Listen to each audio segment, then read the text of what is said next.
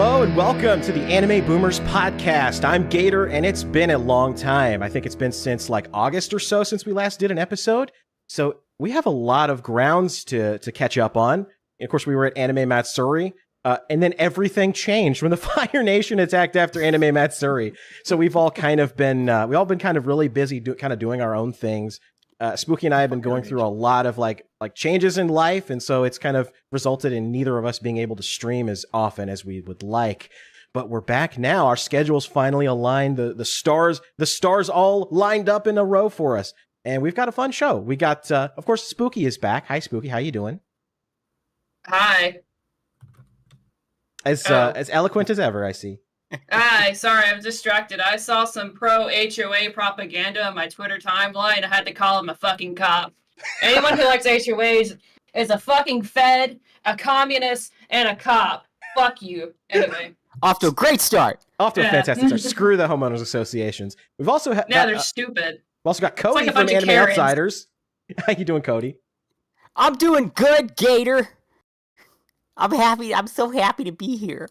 It's nice to finally be able to do one of these since we haven't had one. And I think the last episode we had was the laughing at Hassan Piker episode.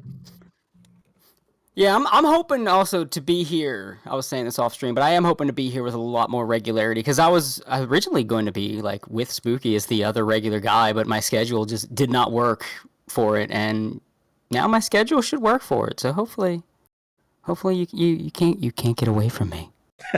Yeah, my schedule didn't work either. Like, that's why we haven't had one of these in a long time, because it was like I would spend like every week just being like, so what's your schedule look like? And it was just like, well, I have this day off, and I'm like, well, I work that day. I'm like, well, shit. Okay, well, what about this day? Well, I work that day, and I don't work that day. Crap. So it just became a game of musical chairs trying to find a day where we could actually do one of these together. We should just work together, right? Hey, if you got the money, yeah. And the job, I'm there. Business. We should go and join it's like a hippie commune, except it's for weebs, right? Weeb commune. And we all have to like tend to the gardens, and we all have to follow the rules. But the catch is we all have to be a part of the podcast at least once a week. I think a religious commune. I think a weeb commune would immolate itself within a week. Yeah, you start arguing about who's a good waifu, and then somebody would call somebody else a pedophile, and then, like, the lazy fat guy's like, I want McDonald's instead, and then, yeah, it would all go to shit. So like Chaz, but way faster and way more destructive. Yeah, pretty much. Yeah, who would have more fat people, though? The anime commune or Chaz? Because Chaz anime commune by far. Yeah. By far. Yeah. You'd also be able to smell it. It would be considered a biohazard and shut down by the government. I would hope the anime commune at least would like find like an actual plot of land instead of where was that Chaz? It was like in the middle of the city. No, we could just isekai into a video game. We don't even have to use land. Yeah, we'll just use VR instead. Yeah. And last but not least, I want to introduce Lofti Pixels making his return to the Anime Boomers podcast. How you doing, Lofti? You've been kind of in a bit of a fight on Twitter. I'm always fighting on Twitter. It's literally just my form of entertainment. I love it. Yeah, I'm good. I'm pretty good. I'm excited for Final Fantasy tonight, midnight release. Oh, yeah. I think people in the UK are playing it already. We were just having this discussion. Poor bastards. Yeah. We were just having this discussion right before we went live. Right now, we are sitting on a powder keg. This podcast, just waiting for the moment Gator says so about that Final Fantasy game. Unleash the dogs to just derail this shit. Oh, it's great. So I'll preference this because I'll get my 2 cents in real quick before the males start attacking each other. So. This game recently is like part 2 of the Final Fantasy reboot, which I'm not a fan Final Fantasy VII of. remake, yeah. Remake, reboot, whatever the hell. It's basically the same thing. So there are many things that are wrong with the first part of it that I have a problem with this. I actually recently played Final Fantasy VII, like in 2021. I thought it was a really beautiful game. I didn't play it yet. Yeah. But and so I understood why people value it so much. And then when I saw this shit, I was like, oh, no wonder why people hate it and think Tetsuya Nomura is like anime Hitler, right? And then I looked at the price of this part 2 of this game, and I guess this is for the pre-sale because the release date's tomorrow, and it's $70. I mean, this is probably inevitably going to happen because of inflation. It's most games, yeah. But Sadly. still, like, seeing that price tag is going to take me a while to get used to seeing. Anyway, those are my 2 cents. Yeah, I mean, back in the 90s, inflation was not a problem as much, and it was $50 for the original game. So I feel like it's about the same. Plus, I said this earlier, they're giving everybody Remake for free at the moment. So if you didn't pick it up, you can get a twin pack, both games for free, 40-hour Remake gameplay for free. It's a great deal, Square Enix based. It's still asking too much. For free? Yes. No, all right. So Rebirth is around 150 hours for platinum trophies. Very long game, lots going on. I feel like 70 is fine. There's $70 games that are 20 hours long. That's just how the industry is at the moment. But. So it goes from if I understand this correctly, it goes from the post Midgar part of the story all the way up to the Forgotten City, right? Well, we don't know. If anybody does have spoilers, do not share them because nobody's played it except for You'll the get people in timed the out UK immediately. and Japan. I think Japan and the UK it's out at the moment, but not here. But yeah, it goes up to the Forgotten City possibly. Supposedly, unless they have like a twist ending like they did last time. But isn't Midgar like the first 15 or so hours in the original game? It's only like a small fraction. It's the first 6 hours of the original game. Yeah, first I couldn't remember the exact amount, but it's like an extremely small fraction because you can expand the first Final Fantasy VII between 40 to 60, 70 hours. There's a lot of things. And I think you can get it like nowadays, like even on your little iPad for like $10 or something. Like it's not much. I still think like Switch.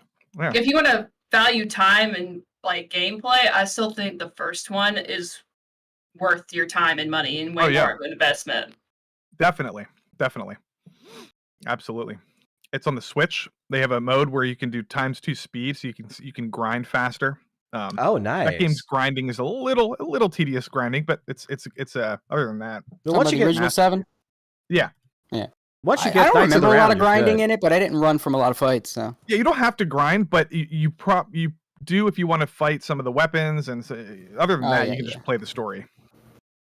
Yeah. By the way, am I the only person on the planet that beat Ruby Weapon before Emerald Weapon? Because all I see online are people talking about how they struggled with Ruby Weapon, and then like they just slapped Emerald Weapon around like he owed them money. It was the exact opposite. Same way. I was Ruby first, and then I took on Emerald. I thought Emerald was harder, but I think Emerald had a trick to it. Yeah. Whereas Ruby was just like straight brute force, if I remember correctly. Well, the trick to Emerald was, and I was too stupid to realize what Air Tam Storm was. The idea is you have to put on as little materia as humanly possible so that attack doesn't do as much damage.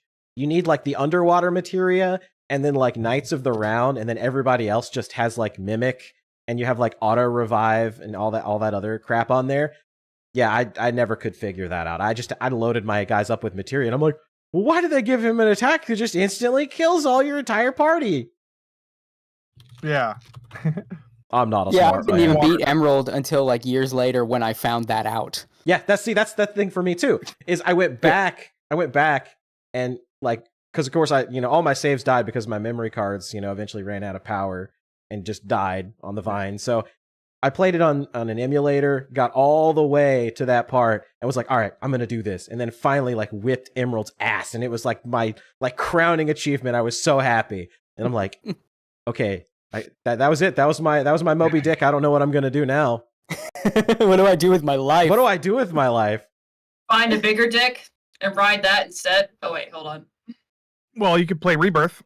That's true, but I don't have a PS5, so I have to wait like 6 months or whatever. Oh You have to wait. Thanks, Is Sony. this the part I just unload? Is this the part I just fucking unload? Yeah, go load for like it. the Moby Dick. Okay, fuck this remake. First of all, fuck Square Enix for lying to us a week before release. Oh no, we're just gonna make minimal changes.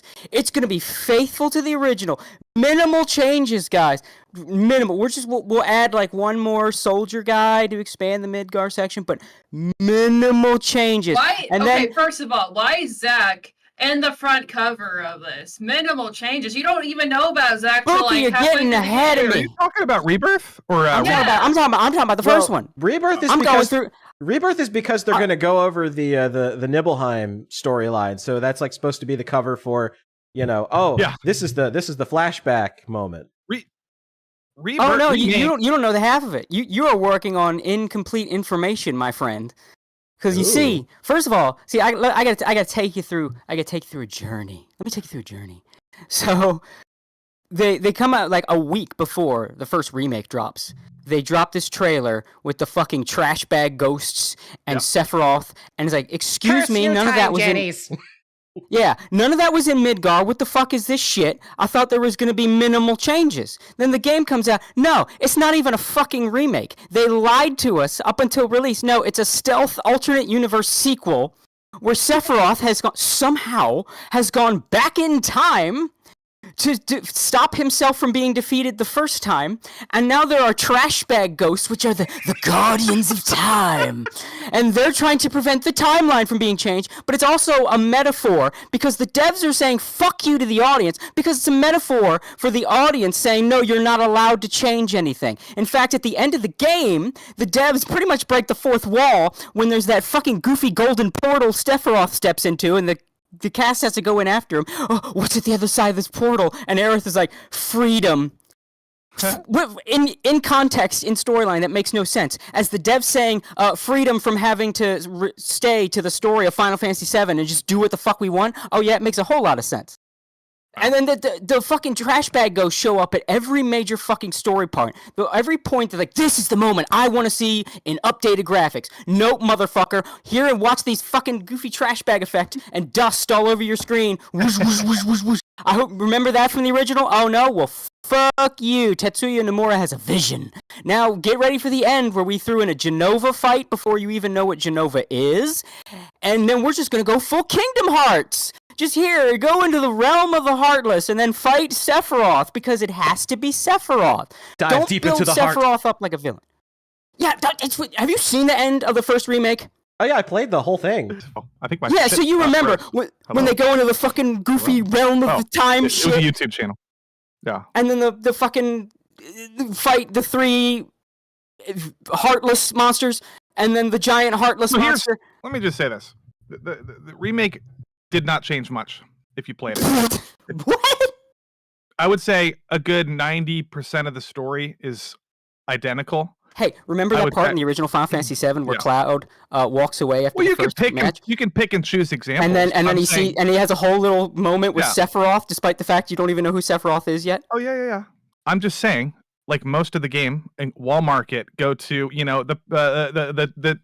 most of the game is following the story closely. You're talking like about the structure of the story, not the structure of the story. That whatever happens in Midgar, all of the plate, Shinra. That it's all very similar. The opening bombing mission. Why did Shinra drop the plate again? Did they drop the plate because the ghosts, the ghosts, there were spooky ghosts that prevented them from having the plate stopped? Like, is that what happened in the original? That Cloud was going to stop? No. The ghosts. The ghosts are not in the original. So actually, technically, they were in the original. That's not faithful. And that wasn't from the original. Yeah. Technically, these things are likely taken from deleted parts of the original game, which is when Genova split himself up into a million pieces, and they didn't include it in the game. They're supposed to look like the guys, the reunion guys that you meet in FF7. You know, the guys that are like, oh, reunion. They're supposed to look like those guys. Well, the reunion guys were just people wearing robes because they were also people with the Genova DNA that were mind fucked by Sephiroth. So some people are gonna like the timeline structure, some people are not. It depends. I like it. I think it's interesting. I think it gives us more excitement than just playing the same thing we've played already. I think it's exciting to think about theories and theorize about what's going to happen. I don't have a problem with the time ghosts. I think they're cool. It's a cool concept. I don't understand why people don't like. Where is it even coming from? Like, how is this, like, why can't we just let Final Fantasy VII be Final Fantasy VII? Why do we have to build all this ridiculous fucking mythos around it that wasn't there originally? Because now Sephiroth is traveling through time. Where was time travel? We don't know that yet. We don't know what's happening. Everybody's making up their own theories. But that's what happens at the end of the game. That's why Sephiroth's even there. And here's the thing, too. This is also wait. All you're saying is that it's different, so therefore bad. You're not actually saying why it's bad. Oh, people have been asking for a remake of 7. But I was asking for an improvement, and I like what they did. So there's a lot of us. There's millions of us. This is a sequel. This isn't even a remake. Buddy. You can't just say all fans wanted a 1-to-1 remake. No, that's not true. A lot of people like remakes. That is literally what we've been asking for years. Well, not me. It's not because the game is Final Fantasy VII. Hey, it's not all I don't like fans. 1-to-1 remakes. I don't like one. I grew up with Final Fantasy. Yeah, because Final Fantasy VII is a great game, but it aged like milk.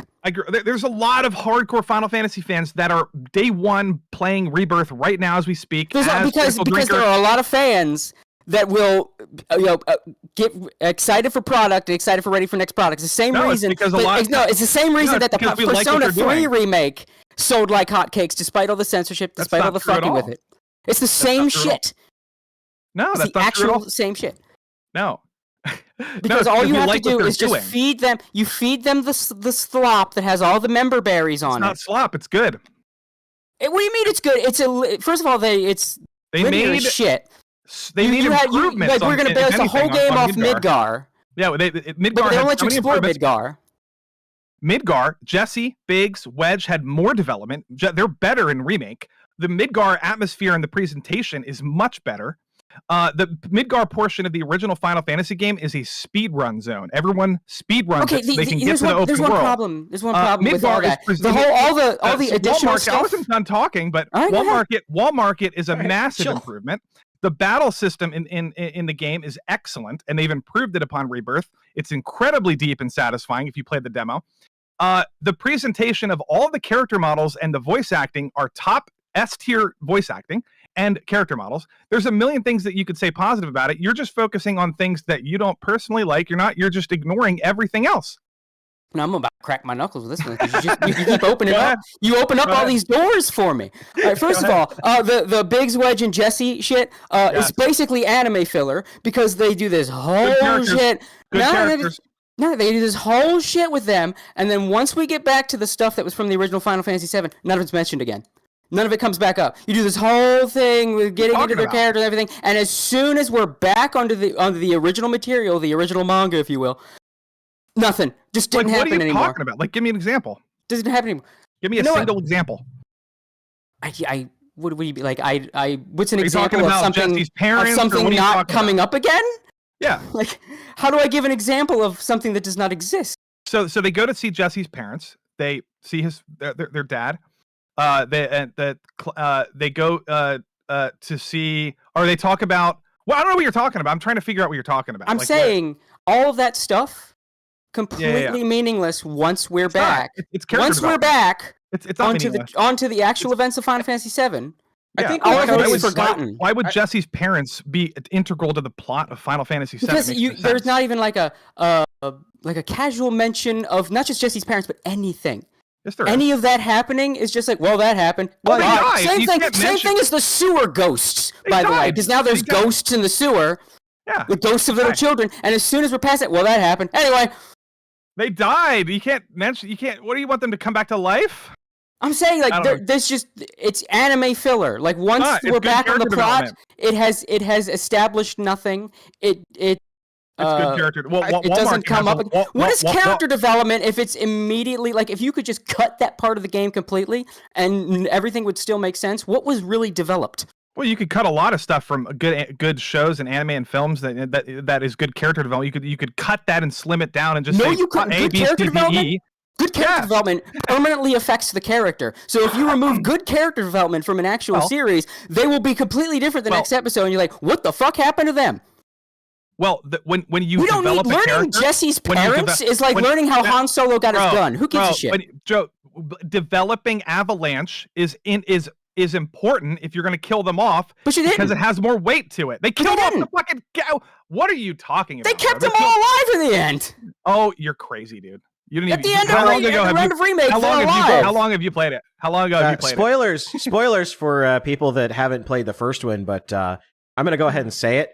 As far as we know, only one person is still alive. Blank. Yeah. Wedge. Yeah. Wait, hello? Yeah, I'm trying to give chat a second to mute for a second. Oh, for the spoilers, Right, yeah. Well, it's been 4 years. So I think as far as we know, Biggs was confirmed at the end of the game, and then I think there's hints that Wedge is still alive. Wedge. Could we see Wedge with the bed? We don't see him get out of bed with he's alive. Wedge is alive. Wedge is alive. Yeah. And Biggs and Wedge are alive. Jesse's dead. Jesse's probably dead. I mean, it would need a legendary ass pull to justify how she got out of that. But well, I mean, legendary ass pull. Let's talk about Sephiroth. And to be fair, if they kill off Biggs and Jesse if Biggs is alive, I guess. But if they kill off any of these characters in Rebirth, they've developed them enough so that we care about them. I didn't give a fuck about them in the original game. And neither did you. If you're lying, if you say that you did. Supposed to. That was the point. No, Barrett cares a lot about them. Barrett cares, but you're not Barrett as your central protagonist. They're ancillary to you as Cloud. You're weird, bro. You're weird. It's better if you develop a character before you kill them off. It's objectively better. I gotta school this kid on fucking storytelling here. All right. So these are the two main factors. I think you guys are almost the same age, actually. Now I know, but I'm being a little shitter. Do not let me break kayfabe here. You're gonna school storytelling. Go ahead. Okay, Okay, first of all, in Midgar is insignificant to the overall plot of Final Fantasy VII. The point is, you are Cloud. You are a mercenary. These people, you don't know them. They are not important to you. You know Only Tifa is. You know You're Tifa, not you know Barrett. You are Cloud! That's the point. That is why he is the main character, the man on the cover. You are Cloud. But that's not you're experiencing a story. You're not. That is why you can't switch him out when you make a party, because he is the main character. He is your central focus. They call that a protagonist. So you don't care about any other characters? Is that what you're saying? No, you are supposed to. You are caring about the other side characters. Biggs, Wedge, and Jesse are not the main cast. You are in Cloud's shoes. They made them better in Remake. Who gives a fuck? You're in Cloud's shoes in the story. Okay. So you are following his mindset. You are following his experience. Yes. To Cloud, these people are just the guys that hired you to do this job. Yeah, so did Barrett and Tifa. What's your point? Or Barrett, at least. Okay, if you're a mercenary and your friend hires you for a job and you show up at the job and there are 3 other people in this group that hired you, you don't know who these people are. You're here because a friend hired you. Do you really give a shit about those other 3 people? They are ancillary to Cloud's story. They don't mean shit to the story of Cloud and Sephiroth and all of this greater narrative. You don't need anything. Biggs, Wedge, and Jesse are nothing. Well, neither is Barrett. No, he is. He's a main party member. That's because they made him around.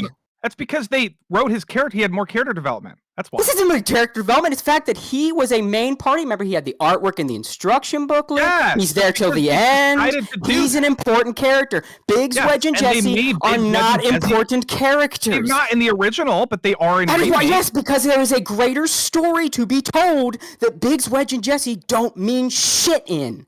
They do. They meaningless. Their lives. They're meaningless to the story of Sephiroth and the planet and the ancients and all this shit. That is why Shinra is also gradually pushed aside, because they, despite believing they are the big fish, are in fact just big fish in a small pond, and there is a fucking shark out there named Sephiroth. Their avalanche is integral to the entire theme of Final Fantasy VII. They are fighting against. Are you one of the people that think this is about eco-terrorism? Like, what the Avalanche is nothing after Midgar. Avalanche doesn't mean shit. But their story is important to the themes of the game, which is sucking the life energy out of the planet, life stream, all this stuff. It goes into Avalanche trying to take care of the planet, Aerith, Barrett, they all have the same motivations. They are the means to introduce the greater conflict. This is a weird. I don't even know. It's too much to talk about. Why are we rabbit I'll say this. Like I didn't like the time Jannies part of it, but yeah, that's fine. I think some of the material changes to the story I actually really enjoyed. Like the Jessie storyline. Like I thought that was kind of cool to show that, because her father was like in bed because he had Mako poisoning, which is something they didn't really establish that well in the story until much later in the game. Then you understand, yeah, actually being exposed to the Mako energy from the live stream is actually really, really bad. And you really don't get like the whole sale of it until you have the Cloud becomes retarded and stuck in a wheelchair for like, the entirety of that section of Medial. So, yeah. When he's comatose. Yeah. So okay, that was kind of neat that you understand. Oh yeah. Mako energy is not good to be exposed to. I liked that they kind of gave more character and more motivation to all the Avalanche members. I liked the expansion of the soldier stuff. The bike chase was fun. The bike chase was great. When they're not fucking with the story, a lot of things in Remake are good, and that just makes the bad worse. Like the character writing in Remake is very good. Yes. It is very good. When we are not doing time Janny shit and forcing Sephiroth where he doesn't belong and all this shit, it's very good. And that only serves to make everything else worse, because you are being teased with that excellent remake you could have had until the fucking crumply trash bag ghosts show up. And now, were you enjoying the prospect of reliving Final Fantasy VII again? Fuck it. No, it's AU fanfiction time. Do you like Kingdom Hearts? I hope you like Kingdom Hearts. I've never played Kingdom Hearts, so I don't really have a reference. I played Kingdom Hearts. I love Kingdom Hearts. It just makes this shit worse. It's objectively just worse writing overall, and like the writing is probably like the most charming aspect of the original Final Fantasy VII, and you just can't capture that with Tetsuya Nomura. Like he's just like a hack. Like he worked on the original game, but he wasn't the writer. That's the thing. It's like he's turned into a writer. Tetsuya Nomura, he was a character designer before he was a writer. He's good at designing things to look cool and modern. He's not good at writing. He's so like. Have you ever listened to anything written by him through like Kingdom Hearts? So the darkness versus the lightness versus the good, the bad, the hard, the black, and the what? It's literally shit. It's so fucking shit. And the reason why, I mean, it's so charming in the original Final Fantasy VII, that's not going to translate to the modern one, because that's the biggest thing. Like, hold on, let me finish. The biggest thing about like the newest Final Fantasy remake is a lot of it lacks luster in the overall storytelling and the charm.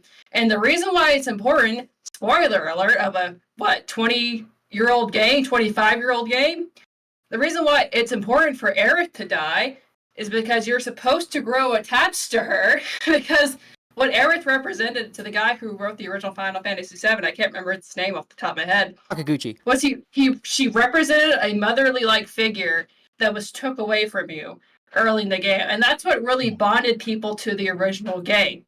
Yeah. So the original was him working through his own tragedy and loss. Like much of the actual themes of Final Fantasy VII is tragedy and loss. Yes. Because that's what he was going through at the time. That's why Aerith dies. Remake and Rebirth are the same. And then you have like the most egregious example of how bad this remake is. Let me just correct something.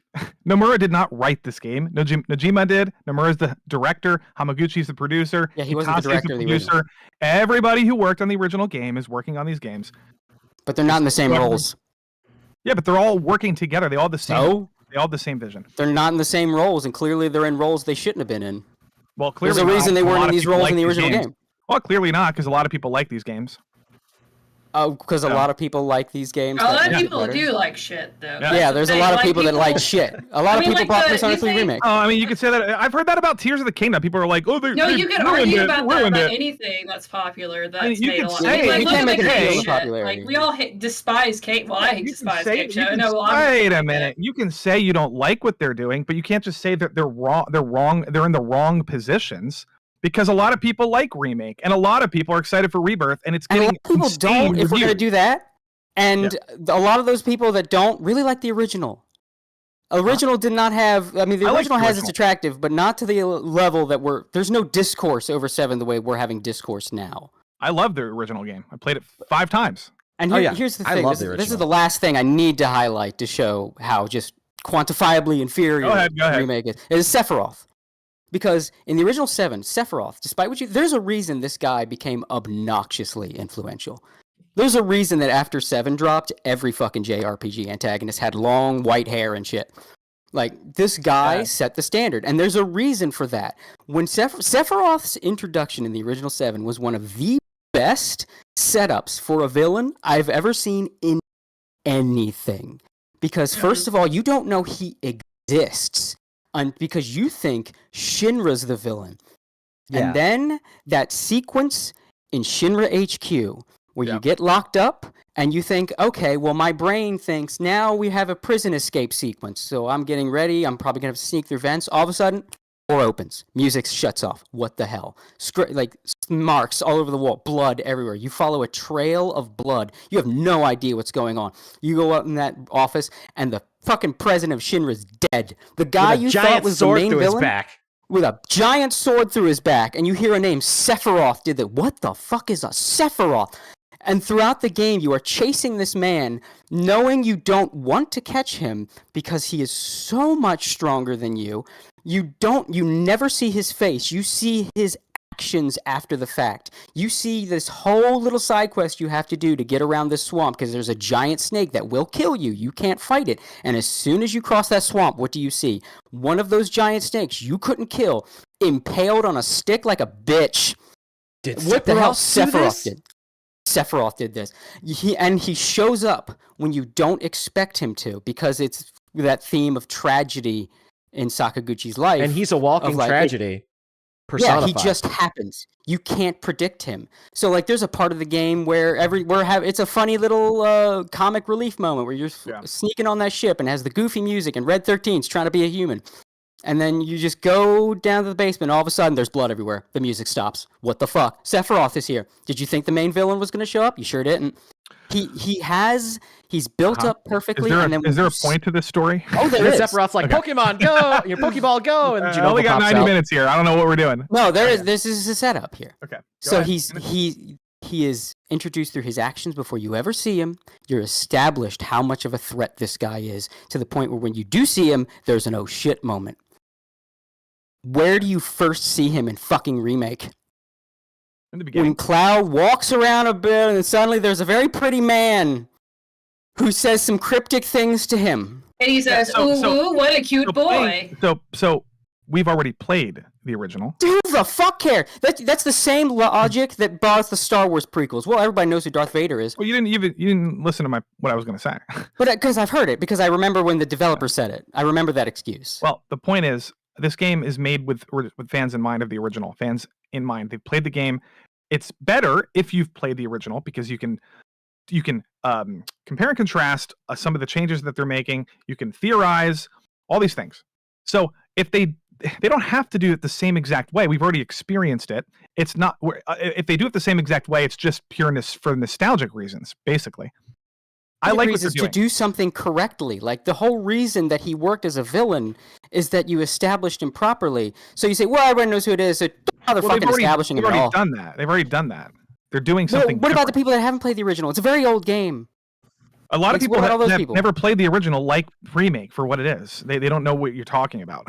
Because a lot of those people are just it's a pretty fucking Final Fantasy game. Like, that's it. Well, it's also good filmmaking, good directing, and good, in what way? Okay, in Remake, the entire reason Sephiroth is a threat is because Aerith goes, "Is that the guy, big scary guy Sephiroth? He's a bad news. We got to get him." Sephiroth you don't know why this guy is important. It's just not that Cloud the main sees him a part bunch. of Remake. And yet he inserted himself and became the final fucking boss. Okay, well, you don't like. That's fine. You don't like that. That's fine. Like, that's. I'm just saying.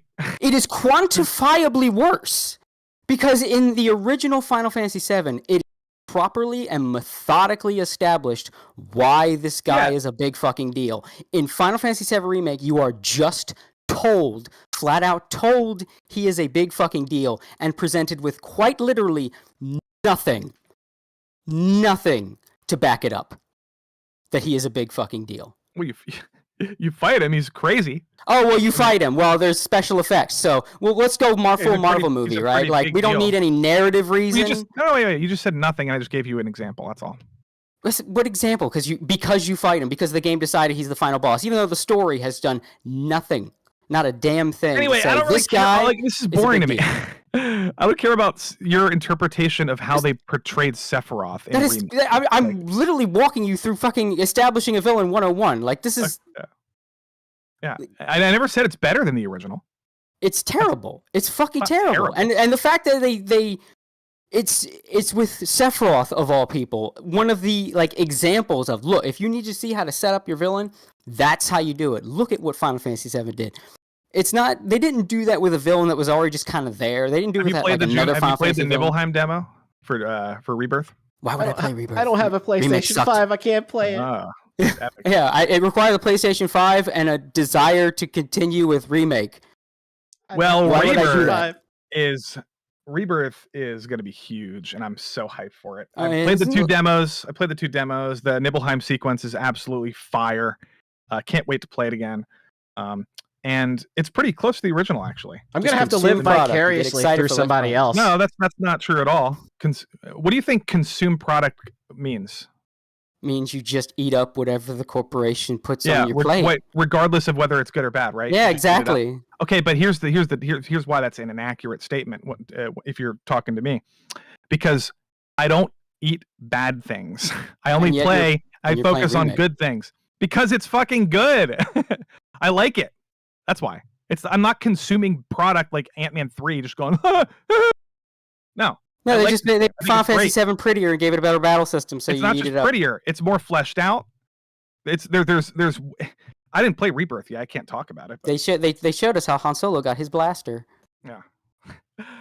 Yeah, but you're just inventing this fake person and then pretending that it's me. I mean, that's basically what it would be required to eat this shit up, or unless you're like Maximilian Dude and just weep at the sight of Final Fantasy VII. But if anybody wants to, honestly, is an excellent analyst of the game. Excellent. What do you think? What's he wrong about? You're gonna prop up Maximilian of all people? Yeah, he's an excellent Final Fantasy enthusiast. You pushed the Maximilian button. You shouldn't have did that. Oh no! Bro knows his shit. Bro knows his shit. You just sound like a hater. You sound like you enjoy just shitting on things. Oh no, I love not shitting on things. I just shit on this thing because it's trash. Because it lied to me for years. Everything. It fucking lied to me. I think what the crux of this debate. They never said. Oh my! They literally said up until release. You got your expectations. Up until release, we will make minimal changes and stay faithful to the story. They did. They made except it's not faithful to the story because it's a fucking sequel, and now it's an alternate universe story where Zack is still alive and all these dead people are still alive. They're remaining true to the sequel story. Yeah. They just forgot to say the time travel is in the original game. All this stuff exists in the original game. Yeah, because game. Bugenhagen said time in one line. I remember. No, the fucking Time Guardian. Go back and play the game, retard. Yeah, I remember the very well established time travel plot of the original Final Fantasy VII. What, you don't remember the Time Guardian? What do you think that was? What do you think it is? What do you think it means when it says go back and go forward in time? What do you think that means?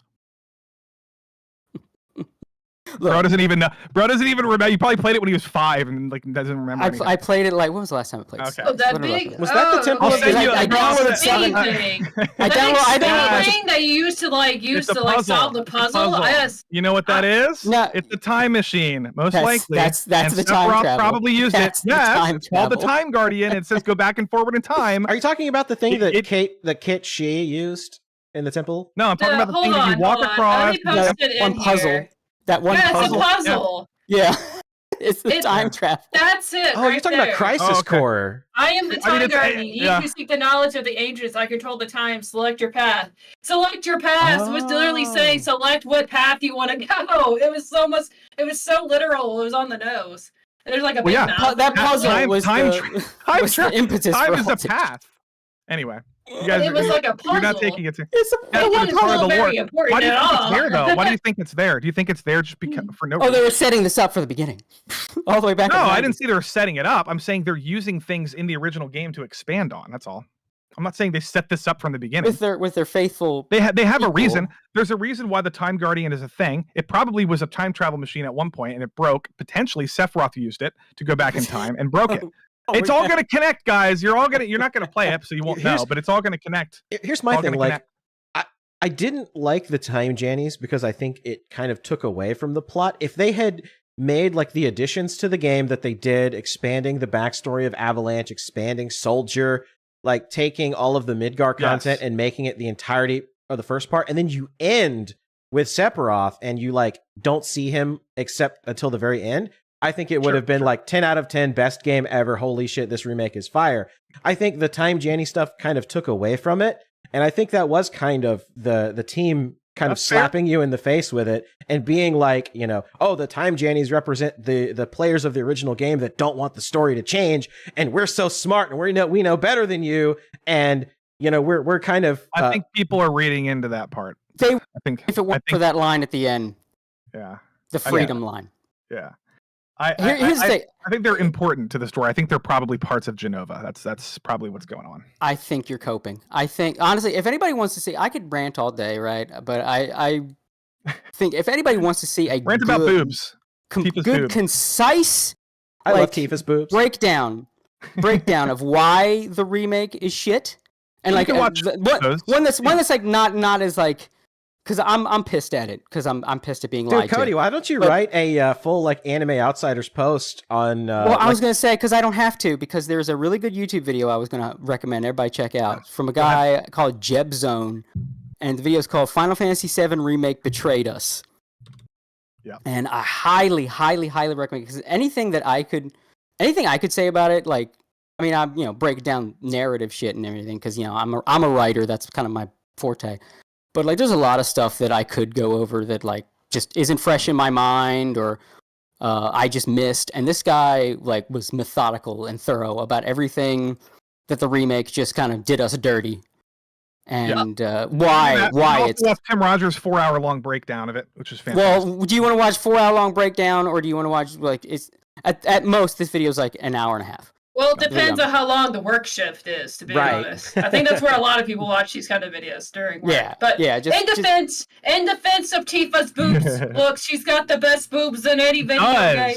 Listen, okay, she's got the best boobs. I love the boobs. Shut up, man, shut the fuck up for a second. Okay, look, as a boob haver, okay, I still think that her boobs are relatively the same size. It looks like she's wearing a sports bra. Yeah. A sports bra. Yeah, I think the talk in remake was like way overblown. Yeah. So the thing is, men who don't have boobs, who don't know anything about how they work, they're very squishy. So like when you wear a sports bra, they push them down and keep them intact, like up against your actual chest bone and your chest muscles. And I think that's probably what happened with her. Yeah. So and she's still hot, like she's still a very attractive, voluptuous woman. It's just like I think I think the fucking Coomer brains, like, look, I think she's like the most popular hentai character to jerk off to ever because of children's like infatuation with her from the very beginning. Like she's probably the first like big boob character you saw as a child. Well, cartoon big boob character like that. That and Jessica Rabbit. For sure.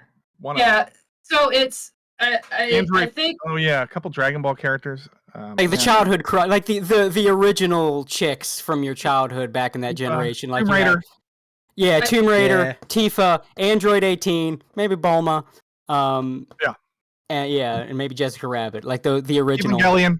The thing is, when people like with Tomb Raider, like they're saying how she looks ugly, I don't think so at all. Like I think she looks perfectly fine. It depends on if you're into that kind of phenotype, I guess. Is phenotype be the word? Like that kind of face structure? Well, she looks kind of, to be honest, her original like Tomb Raider face looks like a blow-up doll.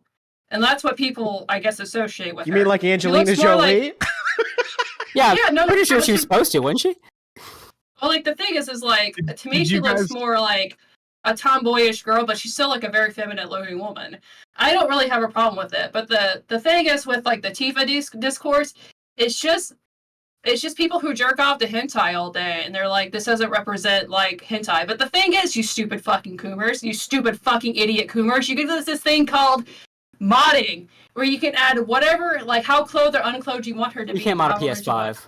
If you just have to jerk off and see her naked, you can fucking, like, get that added to it. There. So did you guys know that you can beat the game Rebirth and play the entire game after you beat it again in a bikini with your characters? The whole game. This is canon. This is actually in the game. Yes, they included it in the game. You can play Even the game. Cloud.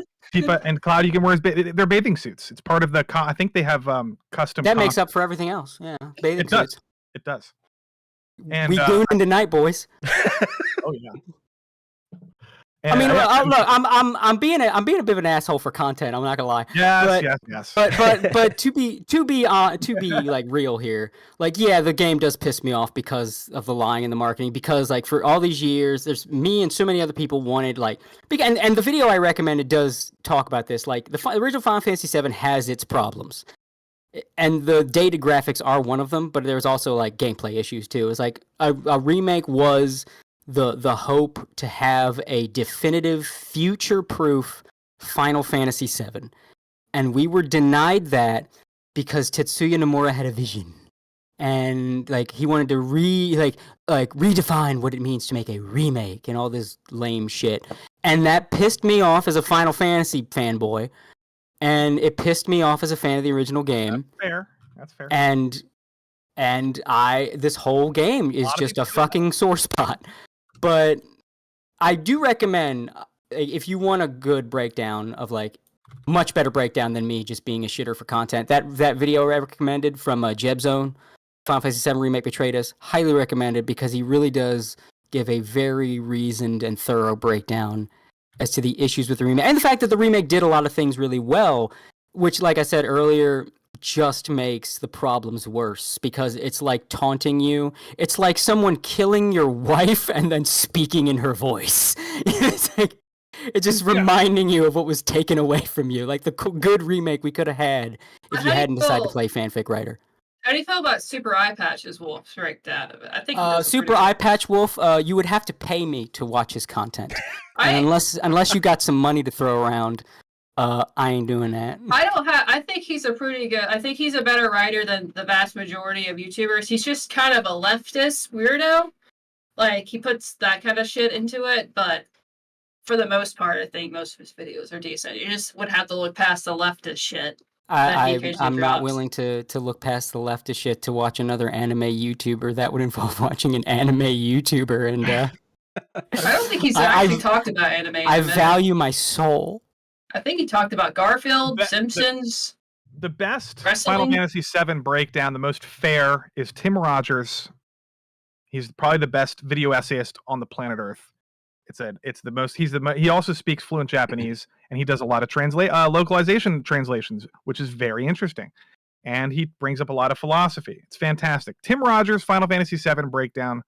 If you're interested, it's so vast and epic in scope, and it's 4 hours long or something. Go watch it. You have our YouTube recommendations. So folks out there can decide, do you want an hour and a half, 4 hours? What's your work shift look like? Or both. Or both if you got a long shift, yeah. Yeah. Yeah, I think... I'll be there forever. Are you not entertained, people at home? Are you not entertained? That Italian sales of the new Final Fantasy VII went up, though, after the Tifa incident. That's the real question here. Can I just be real here? Growing up, now granted, I've never been a very big Coomer Gooner type. There was a lot of things that kind of kept me from getting porn addicted when I hit puberty, but I was never big into Tifa. I think because her character is like I'm very character design minded. I mean, I am a character designer, and like she just always seemed really plain. Like the entire thing that's memorable about her design is her chest. Like she's just a regular chick with like regular long hair. Yeah, she's she's just like Aerith. I like Aerith. I mean, I never really cared, but like I always thought it was kind of funny that people like to shit on Cloud, but he's one of the few Final Fantasy protagonists that actually got laid canonically, and he banged Tifa. Mm-hmm. It's like you keep shit talking Cloud, but he banged your waifu, motherfucker. But I don't know. I got it, but I didn't. Even growing up, I was like, yeah, I guess I get it, but like, I'm not impressed. I'm not like, whoa, Tifa. Like, yeah, she got big boobs, but like, that's not a rare commodity. I guess it is like nowadays with the, everybody like scared of sexuality. Everybody's fat and ugly now. Yeah. But like back in the 90s and 2000s, that wasn't a rare commodity. Like, yeah, she's a woman with big chest. That's kind of what they do. Fictional women have big breasts. Like, yeah, that's. I mean, real women have big breasts. But... Yeah, but I mean, like, all fictional women have big breasts. Like, yeah, I mean, why wouldn't she? She was. I do think she started a trend though with like Japanese games being imported in here, like having that specific demographic. So I think that really increased like fighting games having more attractive women.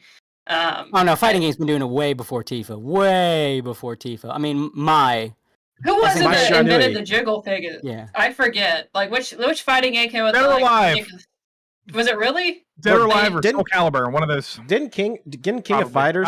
Because Mai had the jiggle in her. Oh, Mai was literally because the idea was she's a kunoichi, so how kunoichis are, so they added that as like kind of a thing for her character. So her body was quite literally designed as a combination of like the developer's favorite porn stars. Like she had one porn star's breast, one porn star's ass. Like she was a homunculus, a Coomer homunculus. Like, yeah, you want to talk about waifus? SNK. I mean, they are the best in fighting games, and they're the best in like practically every facet. And one of them is, yeah, those motherfuckers like they set the standard for hot chicks in fiting games. Yeah, and I think like, the first 3D, any of that shit. The first 3D game I think was Dead or Alive. Yeah. But I mean, they were just SNK walked so they could run. Dead or Alive beach volleyball is very memorable to me.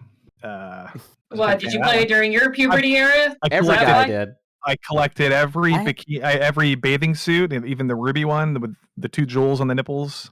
I say that I feel like I was always the lone man out in that situation. Because puberty didn't hit me like a ton of bricks. It just kind of threw a rock at my face. And I was like, ow, you asshole, stop it. So it was, that era was really funny in that time of my life when it was like, everyone around me was losing their fucking Everyone minds. around you was gooning, and you're just like, what are you guys doing? Why are you guys always busy? You show up before everybody else to like important events, and everyone's just like, "I'll be there in 10 minutes." I remember. You're early. He like spends the night at your house, spends a little too long in the shower, if you know what I'm saying. No, that happened. That happened a couple times. For real. And there was I remember things like there was first time I saw Dead or Alive stream beach volleyball at like a friend's house. And they were like, "This is the coolest game." And I'm watching. It's like, when does anything happen in this game? When does the fighting start? Yeah, like Dead or Alive. That was a fighting. I mean, I like that series. It's fun. But like, what you just played? Because I'm thinking like it's gonna be volleyball, but it's gonna be like how Mega Man Soccer was like. It was soccer, but they did like power shots with like fire and explosions and shit. So I'm like, they're gonna do fighting game stuff like in the volleyball game. And it's just like tee-hee-hee, and they like giggling and hitting the volleyball. I'm like, when do they do anything? It would be considered camp nowadays, campy, but it was definitely top Coomer shit back in the day. Yeah, and now it's like quaint. It's like there's a charm to it because everything is so sensorious these days. Like I miss it. I didn't know what I had. Don't know what you got till it's gone. You were right. Buster Beam in the chat was saying like Tim Rogers is just like a guy with who has pretty normal good taste, and people treat him like he's peak game analysis. I'll tell you why. I understand what you mean by normal. Most people have shit taste. That's why. Well, Tim Rogers used to work for Kotaku, and he was like a bright spot, and then he left, and then now he does his own thing. I think Tim Rogers is a genius when it comes to his writing and his script writing and his essays. I think it sounds like who you are describing, like a normal person, would be somebody like Angry Joe or like Young Yeah. I think those people are like normies, and then I think Rogers is like very way above them. I think you're not giving him enough credit. Young Yeah is worse than a normie though, because he completely ruined an entire dub of a Yakuza game. Yeah. Young Yeah. But even Angry Joe is more sophisticated than Young Yeah for sure, because Angry Joe has some good takes on gaming. Like his Madden reviews are hilarious, and his Spider-Man 2 review is hilarious. he roasted the fuck out of the DEI nonsense in Spider-Man 2. It was funny. I got to get one last little jab in just for the content because goddamn it, I can't help myself. I mean, look, people, if you need to see who to trust on Final Fantasy VII, which one of us is a fucking angry Joe watcher? I watch Joe for the entertainment, and I disagree with him half the time. I watch Joe for the plot. Yeah. You dangled the fruit in front of my face and told me not to bite. I have no self-control, motherfucker. I bit. That's what everybody says. He follows me on Twitter too, so I got to be nice to the guy. He probably still has me blocked from. No, he's crazy sometimes. He gave like every single episode of Loki season 1 like a perfect 10, and I was just like, what the fuck are you shilling for? Like, did Disney pay him to do that? Like, I for a while I thought, and then he started ripping apart other Disney stuff, and I was like, well, maybe I think not. There was only one episode of Loki that I would give the perfect 10 out of 10, and that was the where he's rewinding. It was very artsy, very creative. Like where time is unwinding. That was like the best episode in the entire like series. I was like, oh my god, that was awesome. Yeah. And then everything else was kind of eh. Yeah, that's true. Yeah. The only thing I know about Angry Joe is he looks like a man who's been divorced and he's made it his whole personality since. Yeah. I think he's been through some stuff. I was gonna say, has he been divorced? Is that true? Is that true, actually? Probably. I think so. He just comes off as a divorced man personality, you know? He comes off as that guy your mom's dating after she left your dad. Yeah, and he hates everybody, but he doesn't not my dad in front of your mom. You're not my real That's what dad. it feels like. But no, he's totally stuck in the 90s, too, with his fucking hairstyle. Like, he literally looks like he's from, a Smash Mouth music video too. Like that's how he dresses like too. Yeah. Like that divorce is so traumatizing to him that he just looks back to his childhood, his peak era. And he was the backup guitarist for Alien Ant Farm. You know, that's how he looks. Yeah. Oh, but we brought up translations and shit. Was there something about translations we had to talk about? The lolcalization stuff. I was talking about Final Fantasy translations, and that's, well, you could talk about, I'll give you the floor in a second. Let me just say this quickly, because I just found out today, or I didn't find out, but I saw a clip from the game Rebirth, and they kept all the edgy jokes and the spicy, pervy, horny jokes. They didn't localize shit in this game. Good. It's all whatever the Japanese is. Like Tifa's, I like how localized is just another term for censorship at this point. They localized it. Yeah. Right. That's sort of like what they would do. Like Yuffie has very like sort of spicy dialogue back and forth between her and Cloud, and it's all in the game. They didn't change it for modern sensibility. Because it's not just a matter of sexy, like raunchy jokes. Yeah. It's like, will some character insult women for being women? Is that still going to be in the game? Is there are they going to add the undershirt, the cowboy Tifa? No, they're going to change Sid's character probably. He's not going to slap women for no reason. He doesn't smoke. Yeah, so it's going to be worse. It's gonna be I don't really like Sid in the original game. I think that he was a dick. I don't understand why they wrote him like that. How do you go through life with this taste? Because it was actually Seven Sid is like the best Sid in the franchise. He's one of the best Final Fantasy characters. Do anything wrong, and he was just horrible to her for no reason. Do you remember his flashback? It wasn't. Yeah, no reason. I'm not saying he's a bad character. I'm just saying. Yeah, he calling him a woman beater is all. They basically both blame her. She blames herself, and he blames her for ruining his dream. Oh yeah, I know about that, but she was technically saving. She saved his life. So it's like, and he's literally coming in the door. He's just like, make me a sandwich. But he doesn't know that. He doesn't know that. To him, she's the one that took everything from him. I know. Well, that's part of his character development. That's why he marries her after the end. It's one of the few things about the compilation It makes the moment later in 7 when he finds out what really happened that much more poignant, because he realizes that he's been a piece of shit to her for all of these years, blaming her for destroying his dream when he didn't know that he was going to die. That's fucking beautiful, by the way. That whole Sid's entire fucking everything in 7 was fucking peak Kino, and anybody that insults 7 is wrong opinions, and that is one of the reasons why. Sid's whole arc in 7 was like some of the best shit I've seen in the franchise. It was a bit extreme. I could have toned it down a little bit, but it just took me out of it. It's just like, this is unrealistic. But And the same thing with fucking Tifa. I understand. Wait, that's what you thought was unrealistic about a Final Fantasy game? And then Tifa and Cloud. One of your co-members are like this weird fucking stuffed like cat thing. Like no, it's just like I was playing it, and then he's like just being rude to her, and I'm just like, why? Have you never? Lofti, you beautiful summer child. Yes. Have you never seen an abusive relationship before? Yes, I have. I just don't think he needs to be abusive.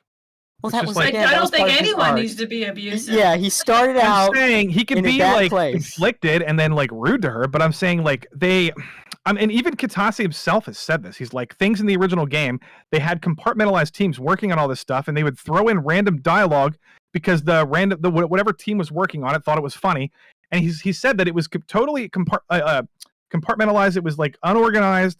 And they're going to start changing some things, and they're making it more cohesive. They already changed. They made Barrett more complex. They're probably going to actually kind of like new Barrett. I got to be honest. Yeah, I'm just saying, like they're making characters more relatable. Not relatable, but like more fleshed out a little bit. Which is, again just makes it all the more tragic. I don't know. You know who I want to see get fleshed out more, because his story was like very short, and if you could blink and miss it if you didn't do the subquest at the end of Disc 3. Vincent, like Dirge of Cerberus is a great game. I know that people may never played it. People may disagree with me on that. I liked it. That's one of the worst Final Fantasy games ever created. Dirge of Cerberus is good. Just like if you're looking for a game that has like cool style and you want to play as Vincent because Vincent's cool. Yeah. The story is kind of bad, and I will agree with Maximilian on this. The characters are very out of character in that game. Yeah, but I love it. Yeah, but I can see if you could dig. It's very of the time period. Very. If I played it now, I would probably not like it. But I'm talking about like from what I remember when I played it when it came out. I was like, man, this is the coolest shit ever. I love this. Yeah, absolutely. But you've also got to remember, Vincent is cool, and I'm not going to pretend like he's not. A lot of people want to pretend like, oh yeah, Vincent, like I'm not a 2000s kid. I don't go to Hot Topic. Vincent's not. No, Vincent's cool. You have a cyborg vampire who morphs into movie monsters and wields a gun as his main weapon. If you're going to try to gaslight me that that's not the rawest shit you've ever heard, you're actually too online. He may or may not be Sephiroth's dad. No, he's not. He could have been, but the one who got away was Sephiroth's mom.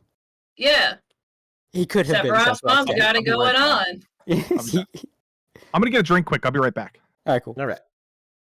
This has been so much about Final Fantasy VII. Like we had all this stuff on the docket, but that's the fun part about. 7, man, just took it. That's the fun part about Anime Boomers is you go into it with like a list of stuff, and then you cover maybe like 2 things.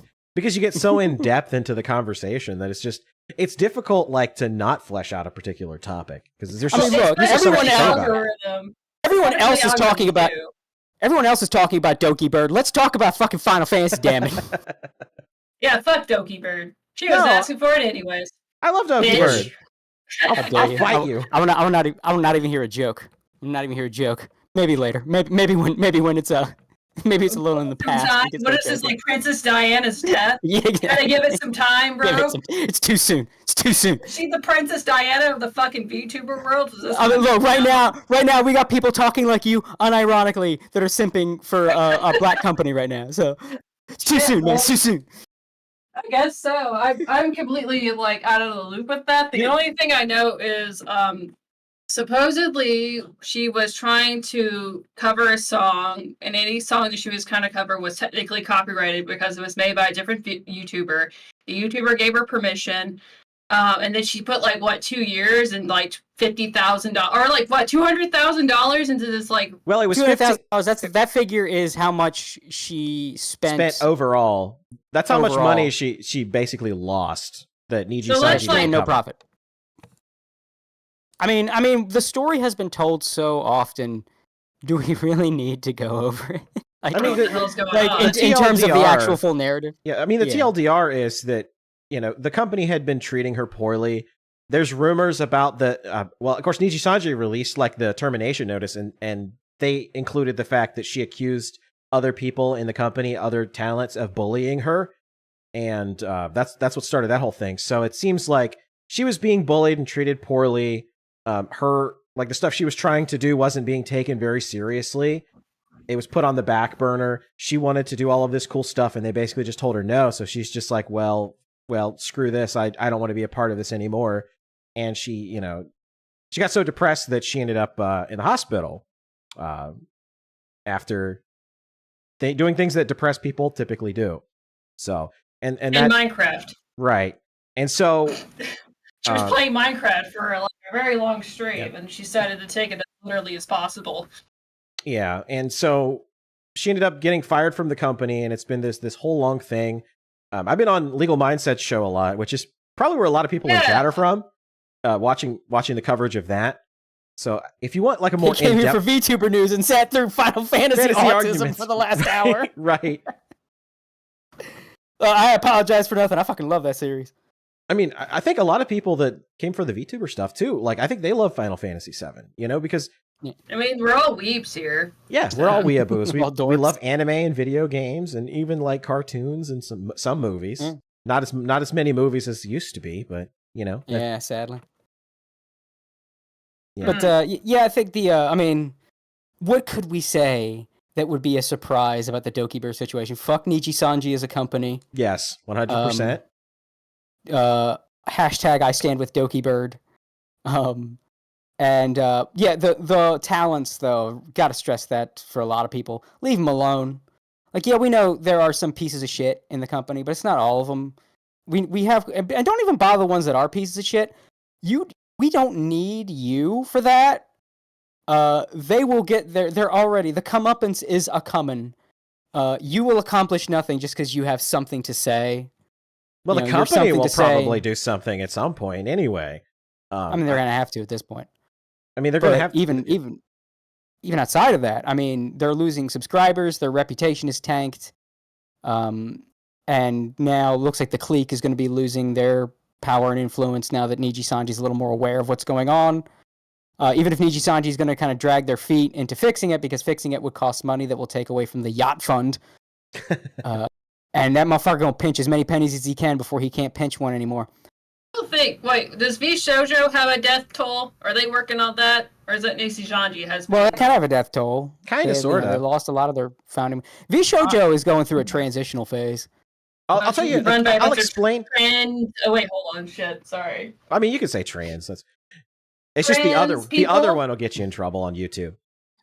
But what's happening with V Shoujo is kind of like you said. They're in a transitional period because before they had like the old guard.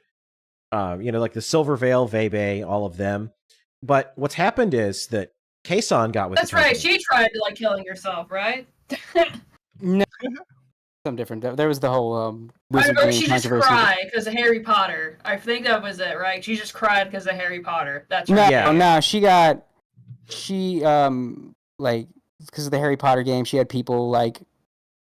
What was it like? They were doxing her family and shit. Yeah, they were actually like doing like fucked up stuff to her. And that really bitch fruit was like egging it on by saying, "I disavow what she has to say." No, she didn't disavow. She said some like, yes, like everybody. Silver Veil was explaining why she wasn't going to stream the game, and Fruit was in the chat and went, "Totally brought more attention to it." Oh yeah, that was the thing. Doing that totally brought more attention to it, and it caused more hate towards her, and that's a really bullshit way of like trying to downplay it, but also like bring notice to it. You fucking leftist cheating whore. Fuck you. Say how you really feel. Well, see, and that's what brought a lot of and like Fruit was probably one of the more influential members before, but I think what's happened is as that stuff happened, and Silver Veil and Vebe left the company.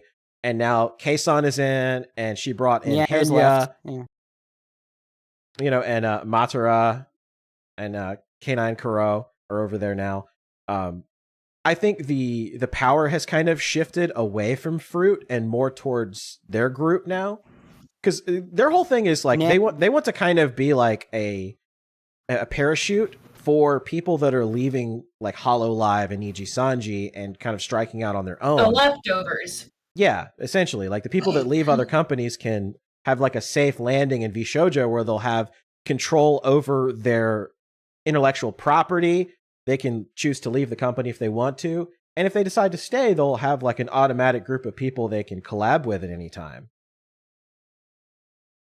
I think like well, I was trying to bring up Nianer's also left, and she was like one That's of the right. Yeah, founding Nianer's pillars. also left. And Why did she leave? see, VShojo started had a really just Presto Sagi did a whole video on this. They had a really bad reputation as basically the whore company. Right. Yeah, I remember that. I do think it was deserved because they were absolutely look. I'll just say it. I got very little respect for Coomer bait VTubers because I feel like they're just trying to drag VTubing into what like regular female Twitch Twitch thoughting is. Yeah, they're just doing the same shit. And, well, that's you know, what they came from, right? Most of them were Twitch no, thoughts. it's just a lot of chicks. Not all of them, some of them. Yeah, like a couple Twitch thoughts tried, but the problem was like, look, I'm gonna sound kind of I don't know, however this is gonna sound, but bear with me, okay? At the beginning, I'm gonna sound however, but bear with me. So if for a while, if you wanted to stream as a woman, you absolutely were like put under more scrutiny than a guy would, and it's not a feminism thing. It was earned by other women because you had these thoughts that were just like, well, I can just put my tits out there and quote unquote men will just flock to me and I will gain money. And if you were a woman that just wanted to stream and have fun like a dude would, streaming was basically ruined for you because of these women, because of these whores. So like anytime a woman wanted to do anything, there'd be people accuse them of being like girl on the internet, you know, e-girl shit. And VTubing basically straight up saved streaming for women. Yeah. Because it reset the paradigm and changed the game so that now you had to be an entertainer. You had to be charismatic because everybody's cute. Everybody's an idealized appearance. So now your breasts aren't going to get you, like they might get you eyes, but people aren't going to stay because all of them have breasts. All of them are cute. So now what you got? And there's a lot of these low talent, low skill women that are basically trying to drag VTubing back into the same place because they don't have the charisma, they don't have the talent, they're not entertaining, so they're just trying to use a slutty VTuber model to do the same thing. But they're not as successful as the ones that are actually entertaining. Like you look at Hololive. Exactly. Look at Hololive, right? Like Gura is probably, I think she's still like number one in their company, right? Yeah, absolutely. But see, the Twitch side of VTubing is still full of the whore shit. Like Twitch is trying to ruin VTubers. It's not succeeding, but it's putting a damn good effort into it. And for a while, VShojo was like the pillar of that. Because so much of VShojo is like, my titties. And that just put a bad taste in people's mouth. And then you compound that with how political their talents were. And like people don't want politics in VTubing. People got into VTubing because it was basically like a breath of air. Like the internet was like holding their head underwater. It's like, you take all this drama and politics, you fucking take it, and you're like, and then here comes the cute dog girl trying to speak English and does the funny thing, and that's your like that's you come up like, oh, she's so cute, and then you go back, you get forced back out. Yeah. So people got like they had a taste of that fresh air, and it's like you're not going to be able to force their heads back underwater now that they've had a taste of fresh air. So you can't try to bring politicization into VTubing. You're going to piss people off. So you had a combination of VShojo doing the Twitch whore thing and then trying to put politics into a space that was free from it, and it gave them a garbage reputation for a while. It was pretty much you either loved VShojo or you were everyone else and you fucking hated them. And then Kaisen came along, and it was just like you said, she changed the game. Yeah. And you could see the influence she's had now. And bit by bit, more and more, VShojo, their image and reputation are changing from the obnoxious whore company to like the retirement home of like, well, yeah, my Oshi is graduating, but she might show up in VShojo, so she might not be gone, you know? Well, I mean, a lot of people are talking about Pamu, right? Because she's friends with Madara, she's friends with a lot of people that are in VShojo now. So people are like, oh, is she gonna come back under VShojo? And then we can have, Doki collabs with Pamu again. Yeah, and by the way, I gotta say, it's like almost a symbol of VShojo's gradual change. Matara's new design is fan-fucking-tastic, and it's one of the coolest VTuber designs I've ever seen. Yeah, it's a little Kumery, but only like, it's just enough to give it some spice. Like Roach Woman with all the fucking the detailed design is fantastic. Fan-fucking-tastic. Fan-fucking-tastic. One of the best VTuber designs, period. And like I feel like old VShojo wouldn't have had a design like that. She'd have just been a whore with 20 accessories. Just a regular whore with like a million belts and shit. And cat ears or something. Yeah. So, like, I feel like VShojo, I am happy with the direction it's going. I think it still needs to shed a couple dead weights in its roster. Fruit. Excuse me. Fruit, yeah. And also Zentreya. No one is buying that Zentreya is a woman. And not even a trans thing. It's just a catfish. It's a regular old fucking catfish going on. Everybody, there's fucking proof and evidence out there now. Like when the guy had his girlfriend, I'm like, no, this is actually Zentreya's real voice, and like, oh, she just uses TTS for whatever, but no, this is how she really sounds. But like her boyfriend was there, and it's like they were both saying things that made it clear, like, no, it's the guy. The guy is Zentreya. It's the man that you're hearing. The male on stream, that's Zentreya. It's over. Male on stream. Male on stream. Yeah, but it's a legendary clip. But yeah, I feel like I would like Zentreya more if it was just a male VTuber, just being honest. Like, yeah, I'm a dude. I'm a bro. Like Rev. Don't do the text. Like Rev doesn't try to pretend that he's actually a chick. It's like, is Rev really a VTuber or is just a dude using an avatar? I mean, there is a difference. Yeah, Rev doesn't have a personality or an entertainer. He's just using the lowly shit because he's into lowlies. Sorry. Fair enough. But yeah, it's like just you can be a male VTuber. If you there is a Bagman had a female model for a while. I remember that, yeah. But like the male VTuber thing really is. I think Pippa actually said this some time ago, and I 100% agree with her. The problem isn't inherently that you just need to be a cute girl, because Tempest took off. The problem is you need to. The girls are able to do this, and the guys aren't. You need to be able to be a side character, not the main character. Ain't nobody want to watch the main character streams. They want to watch the wacky side character streams. And too many male VTubers want to be the protagonist. They want to be the harem protagonist, the isekai protagonist, the shonen protagonist. What they also do is they appeal to, because a lot of them do have attractive voices. I noticed the males in particular try to do the whole attractive, like what's that gun guy's from Among Us name? Among Us deep voice guy was his name. It's not Death. Are you talking about? Corpse husband. Yeah, they try to do the corpse husband thing where they do the deep voice and like they're also kind of spunky too. So they appeal to female cougars is what they do. One of the guys I subscribe to specifically, Niji Sanji, wasn't because I thought his voice was attractive. It's because he made a funny with the attractive voice, and I thought that's pretty funny. I'm gonna subscribe to that. But pretty soon after, he started doing boyfriend ASMR streams. I was like, oh no! I know who you're talking about. Yeah, yeah. Like the guys just they need to be bros. Like don't try. Like, there are not enough female coomers as opposed to male coomers. Well, like the ones that you get are going to be the worst. Yeah, they're psychos. Yeah, the thing is also like the people who want to be VTubers are normally super autistic people, antisocial autistic males, so they don't understand how men work. So it's like you have to get like a comedian, someone who interacts with the public, who is a performer, who's literally embraces the bro mentality and could appeal. Like imagine if the guy was trying to appeal to the Joe Rogan audience, but he's a VTuber. Look at Tempest. Look at Holo Tempest. Like they killed it. And they would probably be even bigger if Magni and Vesper didn't leave, because they were like their two biggest guys. Imagine if there was a VTuber really into weightlifting and being a bro. Imagine how much that would pop off. You just need that locker room dudes hanging out and chilling. Yeah, that's what I want. Yeah. Why don't you do it then, Lofty? You could do that. I'm trying to do it. I don't know any other people. Well, there's a couple. But you need to start working out, taking tests, and I'm not gonna lie. I've thought about it. No, I'm talking about VTuber. Yeah, I've actually been talking about doing more like bro time with Lofty streams and stuff like that. You need to drink snake Bud Light, not gay again. Talk about sports. Fart a little bit occasionally on the stream. That's great.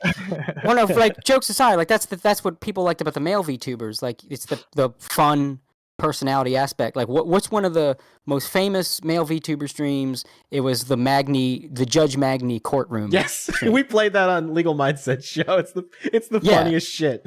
It was the funniest shit. That's what male VTubers need to be. Don't try to do what the female VTubers are doing, but as a male, you need to be the funny side character, because the funny side characters are usually the ones everybody likes. Personality, you got to be unique. You got to have a good taste in nerd culture. You got to be, what is it? All this things. Though men are totally like that, but you have to be like, it's the thing is, I think what really is kind of the clusterfuck with it, and the kind of people that want to be VTubers aren't really in tune with men, and I think that's the biggest thing. It's like the kind of cougar men that are in tune with VTubers are more in tune with women, if that makes any sense. Like, they watch women streamers and then also jerk off to women because they're more obsessed with women I think than they are with ego. being a dude. It's just 100% ego. Like, they can't be the goofy guy. They want to be the main character. They want to be the handsome Kirito But most character. men are not like that, though. Like, if you ever talk to men, like, most men realize I'm not going to be the main handsome guy. So but if you could make your character from scratch. If you make a new character for yourself, most of these guys will not be the goofy dude. See, I've always reveled in being the goofy side character. I guess what it is like effeminate men, but they're also like a bunch of like kind of guys that want to be VTubers or a bunch of fucking theater F-slurs is what they are. And so like they cannot be the Joe Rogan bro phenotype, because that's not what theater F-slurs are into. You don't need to be Joe Rogan phenotype. That's not what I mean by bros, like being bros. You need to be like the guys you hang out with on Discord playing games. Like, that's the vibe that... Like your Halo LAN party dudes. Yeah, exactly. That's the vibe that male VTubers need to have. It's just like, this guy is funny. When I'm watching his streams, feels like I'm hanging out with a bro. Like a fun dude. And he's got enough of a personality and a gimmick. The gimmick is important, too, for a VTuber. You can't just... Otherwise, you're just a dude with an avatar, and who cares? Like, you need a gimmick. It needs to be fun. The gimmicks, that's all like next level stuff, though. That's like you have to basically pay someone to rig something, right? Yeah, it's like not everybody can afford that, though. Are you talking about just like mainstream or? Well, no, general male VTubers. Like, if you're the male VTubers are. I have a gimmick. I want a gimmick. I can't fucking afford it. What do you mean? You have develop a personality. No. I'm talking about for like my avatar. Like, I have this whole fun thing that I've designed, but I can't afford to rig it at the moment. Well, the thing is you got to develop the personality before you get the rig, or you sign your soul to I've been doing that for 2 years. I'll tell you what you need, because it's the same problem I have, is that you need collabs with other people, because that makes them that much more entertaining when you're playing a game together and you're like screaming into the microphone. Like, one of the funniest things I've ever seen was HoloLive when the when Fuomoko were playing Lethal Company with everybody else, and you just hear them like bowing in the distance because they're like scared to death. You just hear the frantic bow. The funniest part of that, when you see when that clip when it cuts to someone else's perspective and you just hear in the other room like muffled by the walls. That stuff's hilarious. Like, I played Phasmophobia with Andy Worski, and it was like some of the funniest shit ever. You just hear people like screaming, and all of a sudden it just cuts off. It's hilarious. But you also need to be able to carry a stream by yourself. Right. That's a big important thing with VTubing too. And that's one of the things, like, I think the big problem male VTubers is the ego gets in the way. They want to be Kirito. It's like, nah, if you want to succeed as a male VTuber, you got to be like, if we're talking One Piece characters, you want to be Luffy or Zoro? Nah, you got to be Sanji or Frankie. Right. And Frankie's always been my favorite character. Super! Based. Good taste. I think, like, Ron from Harry Potter is a good example. You got to be Ron. You can't be Harry. Okay? Yeah. Yeah, exactly. People call me Ron all the time because like you look at who the most popular female VTubers are, right? It's all they've got some kind of goofball thing about them. Yeah. That draws you in with clips. Like we could talk like Gura, as popular as she is, the big reason she's popular is because she's a really good streamer. She got a lot of eyes on her, and that gave her those initial numbers, but she kept those numbers. And she kept those numbers because look at all these funny clips. That fucking clip with her where Kiara is teaching her German. Yeah. And then, have you seen this? Do you know the one I'm talking about? No. Where she's like, in Germany, in America they have grades 1 to 6, but in Germany they have 1 to 5. And it's like, Gura goes, "Where's the rest of them? Where's 3 and 4?" And there's that moment. And there's that moment where Kiara realized she's not kidding. Like, Gura, like, what are you talking about? Where's grades 3 and 4? 1 to 5, 1 to 6. No, I think I did see that. Yeah, that's funny. Fun fact. Here, we'll play. I'll play it here. Here, hold on. Yeah. Here, let me. Kiara's reaction when she realizes that Gura's dead serious is the best shit. Here, we'll play it here for everybody. This is what we're talking about. Fun fact, in Australia, we only have the grades 1 to 5, and in Germany, they have the grades 1 to 6. Oh, just for us. Where's the rest of them? Oh, yeah, because of Discord. 3, 4? Where's 3, 4? 1 to 6? 1 to 5? Good ass. 3? Okay. What happened to the sound? You did say 3, 4! Wait, did I mess up? No, I think I caught... Wait, I'm so confused. Okay, so...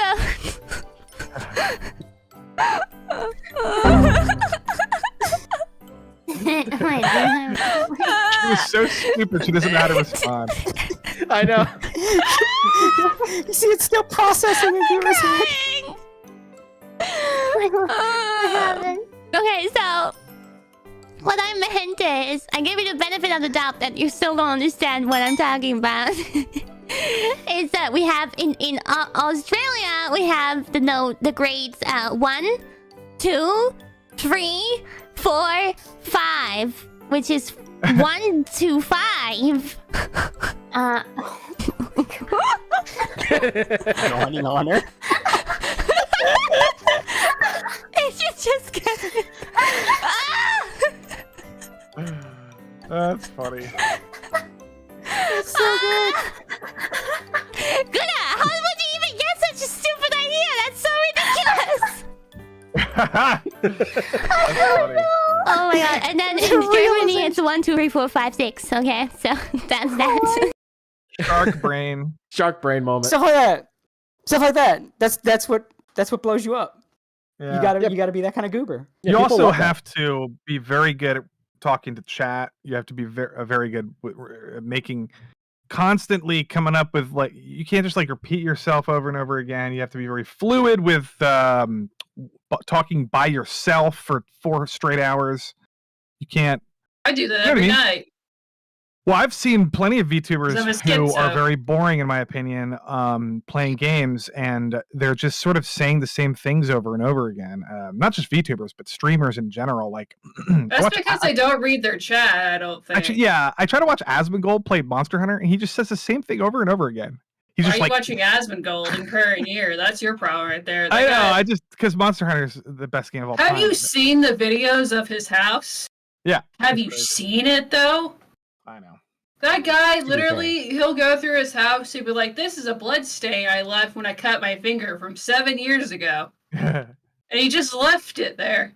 Like, he is beyond disgusting. does. Like, he's the king of filth right there. He's filthy. But yeah, you got to be He's good at not talking as to he your used to be. chat. Oh, he's gotten I did better. like He his at least base- showers once a week. I did like his base take about localizers, though. Well, yeah, Asmongold, I mean, I like him. I mean, I'm not a huge fan. I'll follow every stream, but like, he has some dumb takes here and there. But otherwise, he seems like a decent dude. And he seems like he's got a good head and shoulders. A lot of his filthy lifestyle is literally he just like, Doesn't care. I don't care. Doesn't. Yeah, he I just don't doesn't care. And you Like- respect him more because of it. Like, yeah, he's not like some weird hoarder Really, or I just anything. don't It's like, care either. it's just like, well, yeah, but I mean, I'm just streaming As video long as he's- games. Yeah, as long as he's really good at breaking down nuanced things about video game culture, and he's good at talking about it for a long time and offering unique perspectives. That's all I What can. you're saying is he just I don't care plays the about video cockroach games. crimes on He it. just plays the video games. You don't have to deal with the stench. Yeah. He's like very far away. His quote unquote stench is mostly just like, yeah, what am I gonna do all day? I'm gonna play video games. Like if I think he said it before, like, yeah, if he's going out somewhere, but I mean, and it's not my lifestyle, but I get it. You know what I mean? Yeah, I get it. I don't. He's very minimalist. Fathom living like that. He's very a minimalist. Call me a person. woman, but I can't fucking fathom that.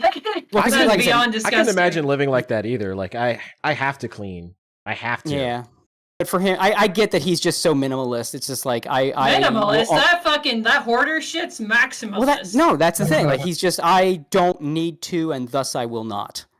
Yeah. Like, that's why he doesn't have, like, he's richer than I think he has more money than Hassan. But like, he still lives in his childhood home. Like because he doesn't need it.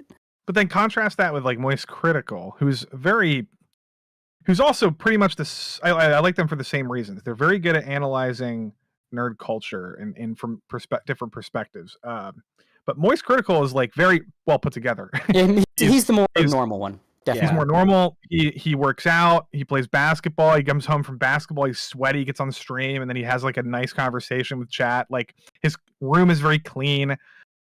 He has a comic book that he's writing. He's doing all of these crazy things. You know, he's definitely the one you want to take more of an example from than exactly. Asmongold. Exactly. I think Asmongold has a good head on his shoulders, but his way is not for me. If I had to pick a streamer to like, yeah, that's the one I would emulate, it would be Moist Critical. Even though I think I'm not big on his takes because I think he's like he feels the need to opine on everything, and yet he usually has just a very obnoxiously safe straddling take. Sometimes he jumps the gun on things instead of waiting for more information, like with that voice actress that he simped for like 3 straight days, and then he Bayonetta. Then he had to like retract it later when it turns out she only worked like 16 hours and she was asking for a fucking month's salary. Yeah, or like the or whenever there's some YouTuber will do something stupid, he will side with the YouTuber. Yeah, he just sides with people. Like he doesn't. Yeah, there's not a lot of new. I mean, I like his takes. Other than he seems like a nice guy. I just wish he would kind of shut up sometimes. I had to unsubscribe from him when it was starting to dawn on me that I was dreading him making a video on a subject. Like when I said, "No, shut the fuck up! Don't talk about this. You don't know what you're not." Did you watch his? Did you watch his video on the Niji Sanji stuff at all? Yeah, that was interesting. I think the most I could say is like he said, like, well, they're all kind of predators. Like, I don't know how predatory they all are. Yeah, I think he had some good points in his video, but I think he made like too many sweeping generalizations. Being a guy that didn't really know a whole lot about VTubers. I mean, like his experience with VTubers is like Miko, and that's like it. That's basically it. Yeah, it's just a lot of times it's like, Charlie, shut up. You know, just shut up. Like, you seem like a really nice guy. I have no animosity to him as a person whatsoever. But as for his content, and I know like a lot of the issues I have with his content, he did stop. Like the constant just recycling his streams, lazy shit. He has cut down on that, and he's like making actual content. So okay, I'm not even gonna shit on him for that. If you realize your fuck up and change it, I'm not gonna harp. But his takes are just so lukewarm at best. Like and the fact that so much of his content now is just here's my thoughts on this. That's why everybody likes Charlie, because he's non-aggressive, and also with this whole leftist politics, if you're a white male, you can't push the boundaries anymore. He's not leftist though. Like no, well, the thing is he totally dabbles in it when it's like going to make him look like a better person, and it's very subtle unless you know like the talking points of it. And it's like, oh, that's pretty cringe. He's the kind of guy that doesn't bash you. He's the kind of guy that doesn't bash you over the head with it. Is the thing. No, he just doesn't push the boundaries that are not socially acceptable for a person that's popular, that's a cis white male in his position. Right. He's not a Turkey Tom who will absolutely step the line.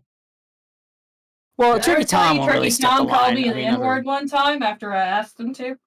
Well, Turkey Tom's kind of Turkey Tom was, I think, summed up best. Somebody said he is the Green Day of YouTubers. Well, he likes Green Day. He acts punk. He acts punk, but he's corporate as shit. Yeah. No. He won't make fun of. He. The thing is, that's a lot of like the commentary people's problems. Is they love saying the N-word on the occasion, but don't push the boundaries of who's like in charge. Whether it be trans people or who knows who else, because that's bad. And you can waggle the finger at people, but like, don't you dare! That's racist. That's mean. That's sexist. Yeah, he wants to pretend to be an edgy boy, but he doesn't want to like actually be edgy. He wants to be like, I said a no word. Well, they don't want the consequences of being edgy, you know, because you know, exactly. Like I come from a community where people just get their YouTube channels just absolutely deleted one day for no reason at all. Well, they're obsessed with that side of YouTube too, as well. Yeah, like that's where a lot of them spout. They want to be in that side of YouTube, but they're too scared. Well, I mean, it's been nothing but profit for all those people we talked about, because good lord, did they make more money than we'll ever see in our whole fucking life. Yeah, that's why you need this is why Turkey Tom is genuinely dumb. Like I love his content, but I think he's very stupid, and this is why I think he's stupid. He's relying so much on Google AdSense. He is so afraid of getting a video demonetized. Fucking Wendigoon made fun of him in one video. There was in one video there's a comment from Wendigoon, and Wendigoon said like Turkey Tom, the kind of guy that would see someone get killed in front of him and say "Gee Willikers," because his videos are so obnoxiously censored. Because he's so afraid of getting demonetized. And that's kind of the thing that's the difference between Wendigo and Tom and their philosophy is like Wendigo is actually like a Republican, right-leaning edgy guy. But like the thing is though, he's also a staunch Christian. Hold on, let me talk. He's a staunch Christian. So his personality of being non-offensive comes off because of his Christian personality. It's not like he's trying to appease the AdSense. I think you're missing You're getting political brained here. It has nothing to do with that. It has everything to do with the fact that Wendigoon is smart enough to diversify his income. So that if he gets a video demonetized, it is not the end of the world. In fact, Wendigoon's like, this video will probably be demonetized. So he's got sponsors, he's got merch, he's got all these other avenues. Tom has too, though. But he's got all that shit too. but he's not diversifying enough. So he's so still relying on Google AdSense. What Tom needs to do, oh my God, it's YouTube's fault that I have to censor. I don't want to censor. Okay, Tom, set up a Patreon. Set up a Subscribe Star. Set up some other kind of thing. Your fans will and offer like, hey, join my Subscribe Star. If you don't like Patreon, since you want to be an edgy boy, Patreon might ban you. Join my Subscribe Star and get my videos uncensored. Get the uncensored version here. Or hell, I'll upload the uncensored version somewhere like Rumble that also lets you monetize your content and doesn't have YouTube's restrictions. Or is Rumble too cringe? Is this just a matter of a popularity contest? See, that's why I think that Turkey Tom is very disingenuous, because if he were the person he says he is, he would not have the problems he says he has. Like, you look at someone that is more genuinely the kind of person Tom pretends to be, like Mr. Medicare. Do you think Mr. Medicare is afraid of YouTube's monetization? And he has fucking cancer bills. Yeah, and he has fucking cancer bills to deal with. He does streams just to pay his medical bills. He does merch.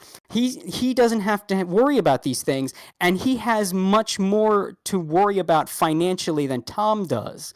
So if these are so out of Tom's, so out of his control, why doesn't he take these other avenues so that he doesn't have to put up with YouTube's bullshit?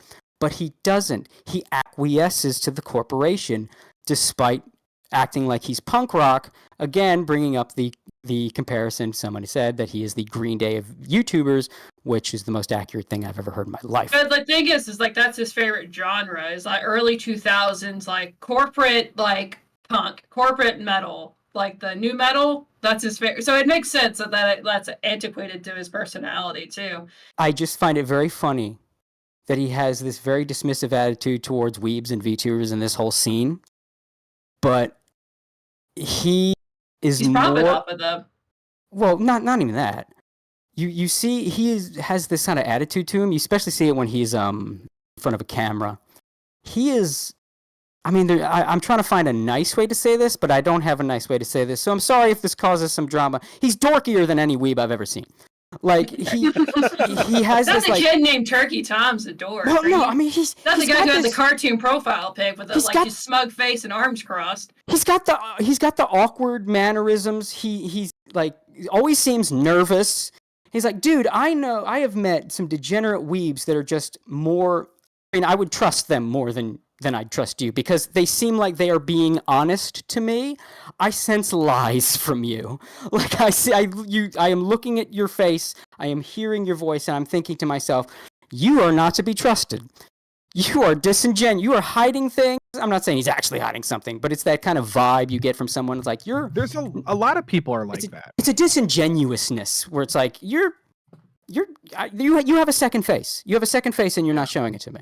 A lot of people are like that.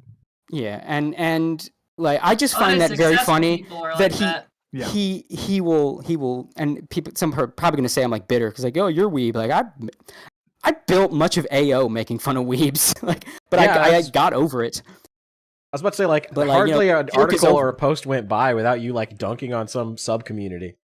Yeah. So, like, I mean, you guess you say I outgrew it. I guess there's just no need to anymore. But like when he does it, it just feels like this weird guarded shit. Like I have to be cooler than you. It's like, dude, you're not cool. It doesn't matter how much. Not cool too. Yeah, it doesn't. I am cringe, but I am free. Yeah, like, dude, like someone like a VTuber, like a Pipkin Pippa, I think was like a cooler person than you, despite all of her fucking weird hangups, because she can own it, and you feel like you need someone's approval. What's also the thing too is like you can do that on the internet just fine, but in real life people are totally vibe checking you. So like the dork that embraces the fact that he gets more pussy than the guy who pretends to be cool. It's called. You just cut out, by the way, Spooky. Yeah, Spooky died. Oh, that was spooky. Oh, it's aptly named. Yeah, but like it's just the vibe of like dude, just no one's impressed. No one's fucking impressed. Like, yeah, weebs are degenerate. All these people are degenerates. I get it. You cover degenerates. Do not. But his girlfriend's a weeb too. Yeah, that's the weird part. Well, is it the current girlfriend? I don't know if it's true. I know he got cucked by lyrics. I did hear about that. Yeah, I don't know much of Maybe that's why he hates weeb. Maybe when the girlfriend cheated on him, she's a maybe weeb. lyrics. I've seen the story before. I'm not gonna say who.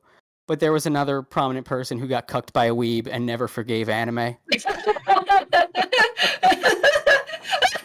It's anime's I'll never fault. forgive the Japanese. It's anime's fault. For real, She left me and took the kids. Where's that I've seen it happen screenshot? on multiple occasions where someone lost a woman to a dork and did not forgive the dork scene that his cuckerer, the bull, was a part of. Well, does that make you feel even more emasculated that a dork took your woman? Well, that's probably why they're bitter and angry. And they feel like they need to claim their masculinity back from the scene that took their woman. Like that's my guess. But like it's all very lame. It's all very lame cuz like I'll never forgive the Japanese. Cuz like I feel like if you are, and this is like all those commentary people, if you are the edgy guy you say you are, like where's that one image of like the slur I can't say on YouTube, like all these like guys from that community is like I miss the old internet, this slur, and then like the bird says the one slur, and everyone's like, oh, you're not even real edgy, you're just a bigot.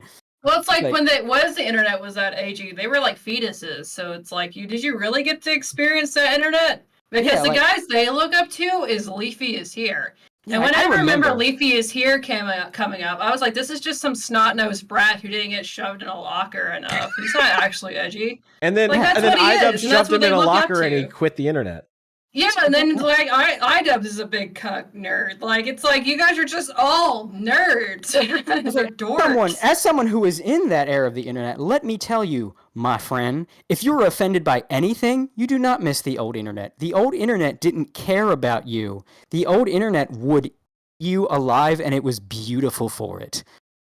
Because everybody was so antagonistic, nothing fazed anybody, and if it fazed you, you were chased off. And the only people left were the ones who could take it. Because, my God, the shit you would get called on the old internet, there were quite literally no boundaries. Not a one. So, I mean, the most exaggerated shit you could think of from a poll post was a common reply to someone that doesn't like your favorite video game. Like this when Final Fantasy VII was new, if someone could get on like a guest book and say, yeah, Final Fantasy VII is kind of lame. Why is everybody just jacking off Tifa? That's the only reason people like it. People not knowing your race would just cycle through all the slurs until they found the right one. Until they found the right one that made you mad. Yeah. And it was a glorious time. It was horrible, but it was horrible in a way that like it weeded out who needed to be gone. Like, I'm sorry if it gatekept people. The 13-year-old that needs social media to feel like he has friends, but if you can't take the banter, go find friends in real life. You're not needed here. Yeah, and I think that's what a lot of the problem with the internet today is, that there are boundaries and there are lines you can't cross. So now you have this situation where nothing is being... The only people being gatekept are the people that are actually funny. Yeah. Or people that were funny are like having it beaten out of them. Right. Like iDubbbz. Like it sucks. It sucks, but I do feel like we're on sort of an uptick now. Like we're starting, and you know, a lot of people have their issues with him, but you got to hand it to him. Elon Musk is part of the reason that we're on this uptick, because when he basically came and let you say slurs on Twitter again. Not entirely, but it's better than it used to be. Oh yeah, I can say some slurs. Yeah, like, you might like, well, like what? Say one right now. Please not. Can I say that? Can I say the R word? I've already said retarded. Yeah, you can say retard. You can say retard on Twitter. They don't ban you anymore. Yeah, and then, like if you say like a racial slur, they just say, "Well, you can't retweet it." Well, you could say the N word, if you want, because who knows if you're black or white? I have an anime profile picture. Yeah. So I've seen people say it and not get banned. You can say you can't. I don't think you can call somebody. They don't let you can say it. They just don't let you like tag somebody and use it, because that's what got Chrissy Mayer locked out for like a day, is that she used it to refer to somebody, and that's what got her like locked, which I think is stupid. I think you should be able to just like say it, and if somebody doesn't like it, you can just block them. I think that's how Twitter should operate. But you know, Musk is like trying to save his ad revenue, so he's cucked out a little bit, but he's trying. God love him, and I will give him all the credit in the world for that. I think he needs to pay more attention. I think he kind of handed a lot of Twitter off, because I mean, that's my problem, is that the WEF stooge that's up there. Like, I think a lot of the problems now are because of her. She's pulling a Susan, and she's micromanaging stuff. And I think he's not going to step in until she does something really heinous, really stupid. Yeah, which I mean, it's 2024. It's going to happen eventually. Yeah. Some candidate's going to get like fucked over, and he's going to be like, whoa, hey. Yeah, that's probably what's going to happen. It's going to be something along those lines. Because like I feel like you understand him a lot more when you realize he's basically like a 4chan kid with $1 billion. Like that's what he is. He's that kind of dork. That's why he posts like cringy memes and shit. He's just an autist. He's just one of the. I would not be shocked if it ended up turning out he was secretly one of the people messing with Shia LaBeouf. He will not divide us. It would not shock me in the least if he was one of the ones that was like doing flight charts and shit. He was a Hindu, Chad. Yeah, I wouldn't be surprised at all. In fact, part of me suspects it. Like he was one of the guys pulling up NORAD and shit. Like, look, if we gauge the clouds, we triangulate where the clouds are at. You can see the clouds in the picture. That sounds like something he'd do. An anonymous. That's my conspiracy theory that I ascribe to, is Elon Musk was one of the Hindu chads. But I do have more respect for him than most billionaires, because he earned his money by doing things. Like, he didn't just move money around. He made stuff and put shit into space and all that. Well, he was the one that created PayPal. I mean, a lot of people forget that. Of course, PayPal went to shit, and now it just bans you if you so much as sneeze or look at it wrong. But, you know, like, he was the one that put that together. Yeah, so he, like, did things. He accomplished things and earned his... And it's probably why he doesn't like most rich people. Because, like, what did you do? Most of them are inherited rich people. Yeah. So I do have, even if he is a goober and makes mistakes and is wrong about some things, I do genuinely like him. His parents rolled an emerald mine in Africa, South Africa, though. That actually turned out not to really be true. Yeah. That's like fake news. What's not true about it? They didn't own the emerald mine. They had like an investment in it, which is different. Yeah. Is that still like a hefty investment? It's like what Trump said, like that's small amount basically of saying you own a That's basically saying that your parents own a company that you just put some stock into. Yeah, that's basically all it was. Yeah, it's just stocks. I might have to get going soon. Are we going to talk about Frieren? I was just yes. I was going to recommend that. Was on the that was on the list. In the last 10 minutes, I do want to talk about Frieren because it's like it's the year of the elf, man. Like elves are the thing, and I am all here for it as a based Deedlit Chad record of Lodos War. Like I am here for it. I am excited. We've got Frieren, of course. We've got the Marcel from Dungeon Meshi as well. Mm-hmm. But I want to talk about Frieren. Yep. Frieren is interesting. I like it. I recommend it. I think it's funny. I think the main characters are great. Ultimately, I think the show is extremely overrated. But that's something we can talk about. What do you think, Gator? Well, the way I see it is this, is that the art is absolutely stunning and beautiful in an era where everybody's like trying to overuse 3D assets to do their stuff, especially a lot of the isekai stuff. Like it's getting to the point now where it's kind of like turns you away when you see like a terrible 3D model on screen. You're like, But Frieren doesn't do that. It's very beautiful designs of the characters, of the backgrounds. The fights are really cool. Even though you don't get a ton of them. I think the art is good. I don't think it's the best. I think some people are overrating the art. The animation is really good. The art itself, the designs and look is just kind of there. Yeah, it's just kind of there to me, I think. And the animation is good sometimes. It's like through the fight scenes. Sometimes like when their hair is blowing, like it's really well animated. Clothes. The clothing's cool. It's like Miyazaki does this. He spends a lot of time on nuanced stuff, like a character putting on a shoe, and like it's realistic looking. Frieren does a lot of that because a lot of the show is very low energy, so they can put a lot of effort into like fabric and background and just like little details and stuff. It's because it's like the difference between a more like narrative driven story versus like a shonen. So this is more like about the character interactions and more about like the world building and the story. And so a lot of it is just dialogue and characters just talking to each other and interacting. And that may not be for everybody, but like I love that stuff. Like that is my bread and butter. I love like really involved narratives that require you to really pay attention to the characters and kind of understand their motivations a little bit.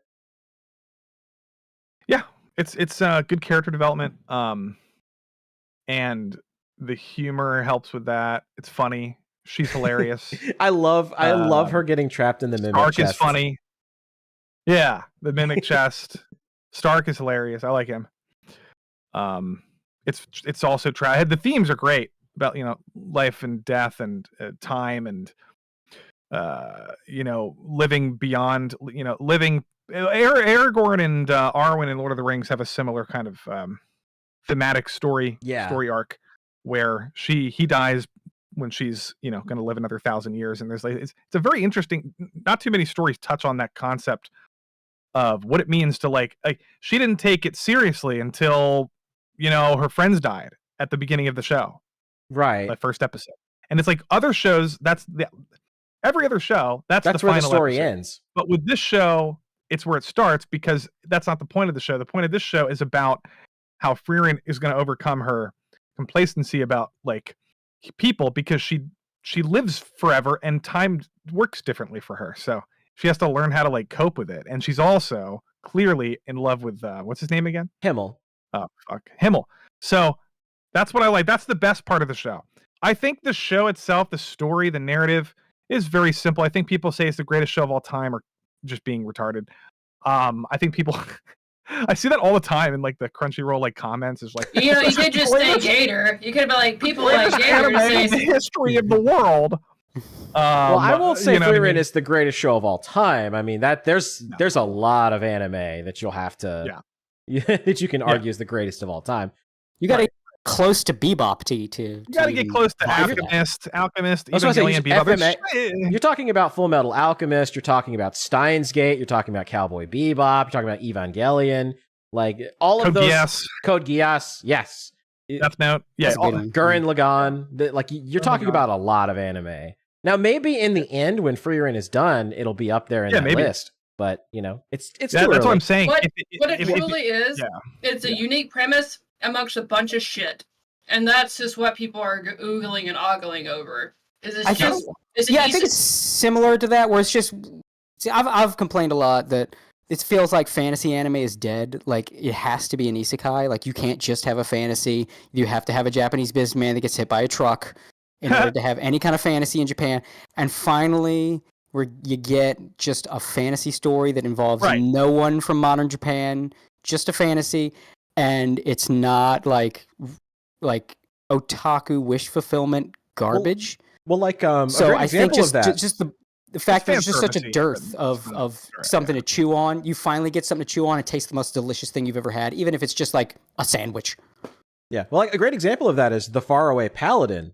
Like I often forget that it's an isekai because it really doesn't care so much about the fact that he was transported from another world. And I feel like it really shouldn't have even been involved with it because the story is really good. The world building is good. Like it didn't need the isekai element in it at all. It's just they threw that in there, I guess, so that they could justify like why he was aware when he was being raised of all of this stuff. But I think even if you took that away, I think Faraway Paladin would still be fantastic. I think Ranking of Kings and Frieren are the two right now for me. Fantasy animes Ranking of Kings is a masterpiece. Has anyone seen it? I have not. I keep hearing the name come up. Yeah, it's fantastic. That's what I keep meaning to go back and watch. Yeah, it's wholesome. Like Boji is like cuter than Anya, in my opinion. He's just like the cutest anime character of all time. And I think I remember that the art style is very like childhood. It's very old school. It's very old school, like seven. You can't describe it, but it's like old, like an old Toei anime. Yeah, that's what. And it's done really well, and it's much better than people. When I first saw the trailer, I was like, why am I watching this? But it will hook you in one episode, and it's fantastic. Somebody said Kaisen season 2. They wanted to get your thoughts, Gator, in the chat. I liked Jujutsu Kaisen season 2. I think where things kind of failed was I think the art started to take a giant crap. Yeah, the animation. Yeah. The animation started to take a giant crap towards the end of it. And I was very disappointed because I was really, really hyped for those final couple of fights.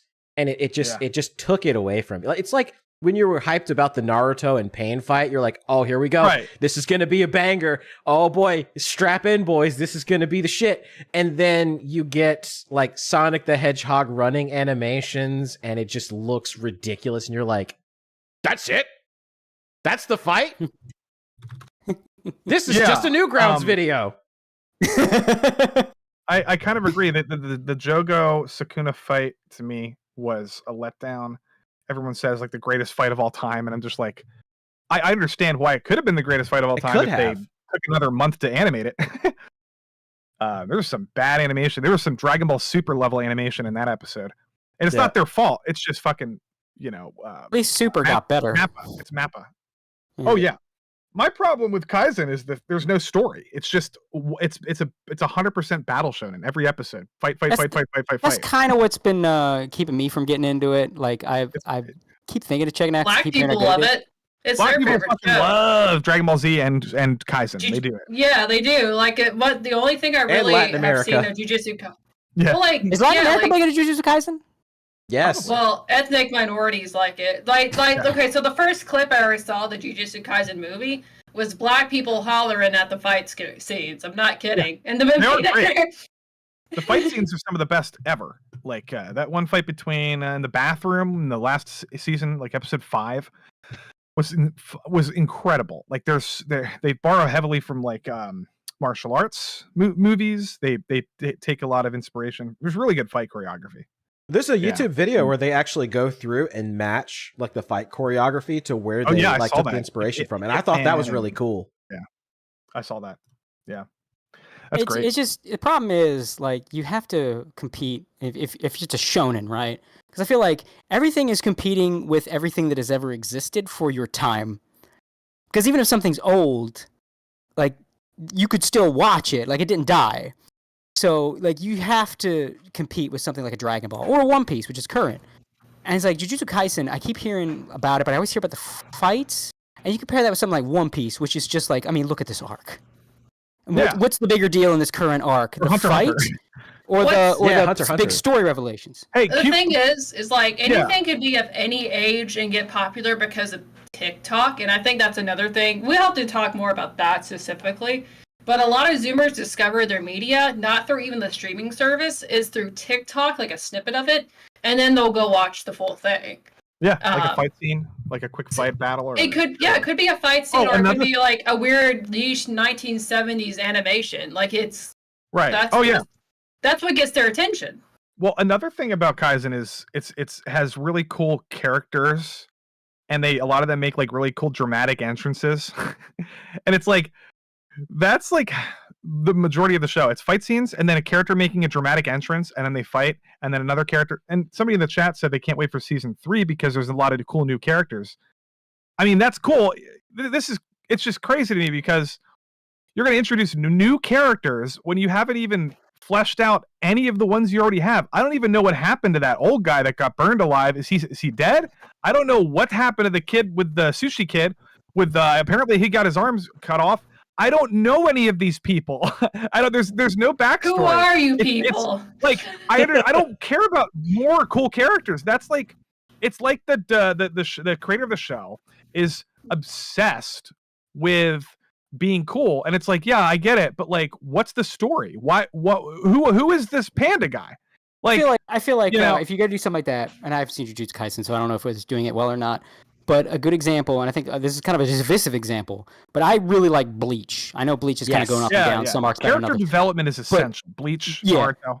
Yeah. But like Bleach does it really well, but Bleach does really well too in that final arc, that 1,000-Year Blood War, which is fantastic. I love it. Yeah. He was really good at introducing cool new characters for like he already sets up a role and then introduces the cool new character through that. Even if they're not around for long, they're around just enough to entertain you. Right. And then while that new character is entertaining you, an established character is also getting something, whether it's character development or just a cool moment. The Vandenreich or all those guys were a great example where they were just, here's a Quincy that's just like a luchador wrestler, right? Who is empowered by hype, and I love that masked fight. Demasculine. Even his name, Masked Demasculine. And then he's got a hype man because he gets power up through hype. So he brings a hype man, and they realize in order to beat this guy, they got to take out his hype man. So like that kind of thing is fantastic, and it's cool and fun for just as long as it needs to be before the guy gets beat by an established character that's already been set up and you already like him, and they get a cool moment, or you get like a Kenpachi where Kenpachi had his whole thing going on. So it's a great example of like, that's how you do it. You introduce something cool to be cool for as long as it's still cool, and then bye. All the while having a strong central cast. Yeah, Hunter x Hunter does that well too. Does this really well. I mean, with Kite, even with Kite actually is a good example of a cool character that they introduced, and they just killed him off. They're just like they don't drag it out too long. You know. The thing is too, I think with Bleach in particular is like these characters are cool, but they're also massive dorks. There's something like normally kind of dorky about the characters that adds like a charm to it. I think she means in Bleach. Bleach, yeah. I don't think Jujutsu Kaisen does that. It does that JoJo thing where it's like the character does something weird and then plays it straight. Just totally runs with it. But that's the charm to it. I think that makes the characters more memorable, because if you're just constantly trying to be cool, then you get like a Tetsuga Nomura character where it's all they are is vapid thing that looks nice and they're forgettable with anything else. Taking themselves just seriously enough. I like Chainsaw Man better than Kaisen. I think Chainsaw Man's characters are goofy. They're just realistic to me. They act like real people. even Power. She acts just like a regular like girl, a regular demon from the woods. Yeah. But so a girl. Like you gotta get your own guys. If you want to get laid, you go out in the woods. You find some random woman in there. She's crazy. You drag her back. You bonk her in the head like caveman times.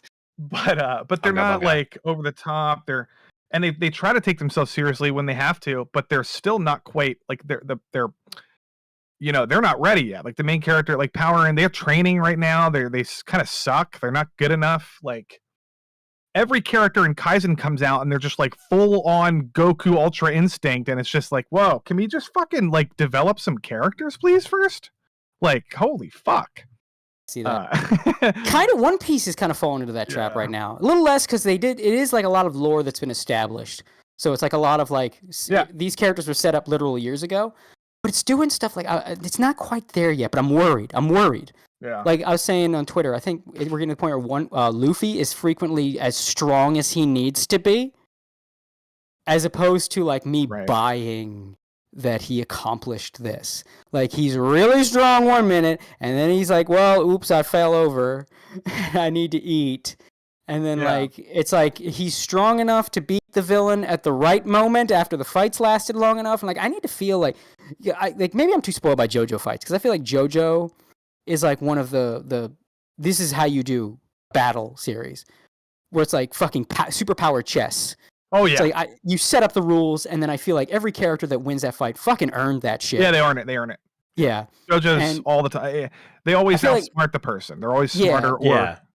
It feels like Luffy is just winning by virtue of, and it was cool in One Piece for a long time where it was like you had all these crazy powers and they made sense, and it was like powers can interact in different ways. They set that up and made it a big thing. Where like, yeah, this power that seems weak could like, well, yeah, Mihawk can't hurt Buggy, despite the fact Mihawk is like a literal human god with his swordsmanship. Yeah, but you can't cut Buggy. So Mihawk, the great powerful Mihawk, can't hurt Buggy, like that kind of thing. Like the way the powers interact, and you can have a very seemingly nothing power and then build it to be a god, like Bartholomew Kuma. What is his power? Bouncing shit off, reflecting shit, and just takes that to such a logical extreme. But it seems like now we're starting to get into my superpower is being a legend. So that makes me better than everything because I am a legend. And I'm a little worried that we're going to start to lose a little bit of that One Piece charm. It's not gone yet. It's not gone yet. But it's like you see your child hanging out with a kid that looks a little rough around the edges, and it's like, well, my son he's smart. He's not going to be easily influenced. But that looks like the wrong crowd, and I worry. And that's how I kind of feel about One Piece. I think that what's going to be the tell of the tape is how they handle this current fight that they're on, which I don't want to give too many details away for people who aren't caught up with it. But this current fight in the current arc that they're embarking on, if he just mops the floor with everybody and like that's the end of the fight, I'm going to have concerns. But if it's like one of those, well, yeah, he's really powerful. However, he still has to get the hell out of there, and he just buys them just enough time to escape, I'll be okay with it, because it's like, oh yeah, he's really powerful. However, it'd be a good moment to set the stage for just how powerful the enemies he's about to go up against really, really are. Yeah, I think what we need to do, I think maybe even the next episode of this podcast, we need to just have you better be caught up with One Piece, spoiler heavy One Piece conversation. So I'm not even caught up at all. There's a lot to talk about there. Yeah, well, we could bring back Mumkey. We had him on on the One Piece episode. We talked a lot about One Piece. I would love to nerd out about One Piece with Mumkey. No joke. I've only seen of all the big long shonen, Dragon Ball, Naruto. That's pretty much it. Hunter x Hunter. But I never watched all of Bleach. I never watched One Piece beyond the first arc. So Bleach, I would say. Oh, Academia. Bleach is a good investment now that you don't have to wait weeks. Yeah. Because it's a roller coaster of quality. Yeah. Like the beginning's just kind of, it's fun. The beginning's fun, and then they go rescue Rukia, and this is some cool shit. I'm having a good time, and then that arc ends, and then it's like, the next one's okay. Yeah, and then we kind of go to the Hollows and Hueco Mundo. It's like, oh, this is really good. This is kind of lame. This is really good. And then the fake Karakura town comes, and that's just like, whoa! It's like the dip of the roller coaster where shit gets really fast. Like, no, this is not that good. Then you have the JoJo arc. I mean, the Fullbringer arc. Yeah, the Fullbringer's like, what the fuck is this shit? This is the power of my stand. I mean, my Fullbring. Exactly. And then but we got so much, it's like the roller coaster, we have so much momentum built from that huge dip down that when those Quincy's come back, man, shit is right back up and we're in the clouds at that point. Once the Quincy's show up and Yuhabaka, who is like one of the coolest fucking shonen villains I've ever seen in my life. Like that dude was like half the arc I was just like, when is Yuhabaka gonna come back? Whenever he's not on screen, people should be asking, where's Yuhabaka? This guy is so fucking raw. I love every moment he's on screen. And then it ended on a high note. Yeah. And because of the fact that final arc was so good, and then everything feels like it built up to something grand, and it ended on a high note, Bleach, 100% worth reading, especially now that like you don't have to wait a week when it's on one of those downswings, and you're kind of stuck down there for like months, maybe even a year. Now that you could just like read and breeze right through it, it's a hell of a lot better of an experience. So much better. I love that the anime has been fleshing out the story too, because there's a couple moments where it wasn't in the manga, but it was like stuff that they established, but you get to see like more in depth, and I'm like, oh, that's cool. So that makes sense now. Oh, this new anime is so much better than the original one, because the old anime censored shit, which was annoying. Yeah. This one, they don't censored the violence. They don't give a shit now. Yeah, and they even, the problem with the old anime is Kubo has a style that I really like. That's like, it's anime, but it's a little rough and kind of dark, but stylish too. It's got an edge to it. It's a fun edge. And even the way he does titles, where like the title will be written on something, as opposed to just, being a title card or whatever. And they didn't do any of that in the original anime, and they even had a bunch of goofy, super deformed anime gimmicks that weren't in the original, and it lost that bite that the original manga had. And this 1,000-Year Blood War anime has preserved that entirely, right down to that gimmick where the title is written on something, which makes me wonder, are they going to preserve the famous one where the chapter title was written on Yoruichi's ass? Oh yeah, that's going to be in the next season, isn't it? Are they going to keep that? Because they should. That was funny. I hope so. That would be a Chad move. That would be a big dick move. She's like, yep. We kept the ass title. We kept Yoruichi's ass. But yeah, Bleach. If you haven't seen it, 100% worth it. But I do see why some people don't like it. I get how those downswings would be too much for some people. Watch the first arc. The first arc's the best. You could skip the Quaco Mundo stuff, because it's literally just a repeat. No, because that introduces some major characters and lore and shit. Oh, but Quaco Mundo is such a fucking...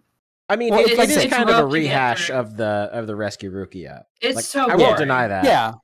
Yeah. But I mean, it does introduce enough where, like, if you did skip it, it would be rough. Well, I don't know.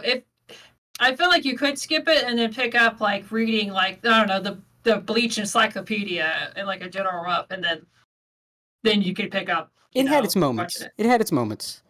It's just, again, I think that kind of thing, that kind of thing is easier now. That it's all at once. You could just speed through it. Like, it's a lot easier now. Instead of waiting every 5 years for the next arc to come out, hopefully. Yeah. Oh my god. Like now you could just go right through it. Like, even if it's not great, you'll be done in like half hour. When did Bleach first air in America? Was it 2004, 5? Something like that, yeah. It was 20 years ago. Christ. And I think it's cool that he's sort of continuing that world and expanding on that idea, that mythos, right down to there's like Burn the Witch, which is set in Bleach's universe, but in Britain. Right. And it's because there's all that question like, oh, so is the afterlife just Japan? Like, was it? But they think no. There's different areas have their own kind of soul societies, and it's like it's segregated. Kind of. It's like Britain has like a very segregated soul societies. It's like the soul societies are like, your area's culture basically. So it's like, like the Japanese soul society is like ancient Japan kind of place, and then like in Britain, in England, it's like a medieval fantasy kind of thing, and they're not fighting hollows, they're fighting dragons. So right, and like, and unlike the Japanese one where the world is kind of divorced from the real world, the two are kind of like in tandem with each other, which kind of matches more of like the aspects of Britain where it's like all self-contained. It's very Harry Potter in that. Like instead of the wizarding world, it's like the afterlife and the living world. They talk. It's not like in Japan where they're not supposed to talk. Like they operate differently, and that's a really cool concept. I think now that Kubo's not quite so burned out because a lot of the problems Bleach had were from his burnout. He was treated like shit too by his editors. Like he was absolutely treated like shit. Like of the big 3 authors, he was treated like he was a peon. So that factored into things. But now that he's sort of like working at his own pace, you can see how much better everything Bleach related. Like he's writing those light novels too. That's like, you know, the sequel series with Ichigo's and Rihime's kids and like that kind of thing.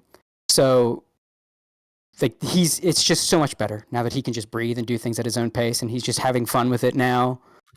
And it's like it feels like if you're a fan of Bleach, you're being rewarded for getting through like Hueco Mundo and Fake Karakura Town.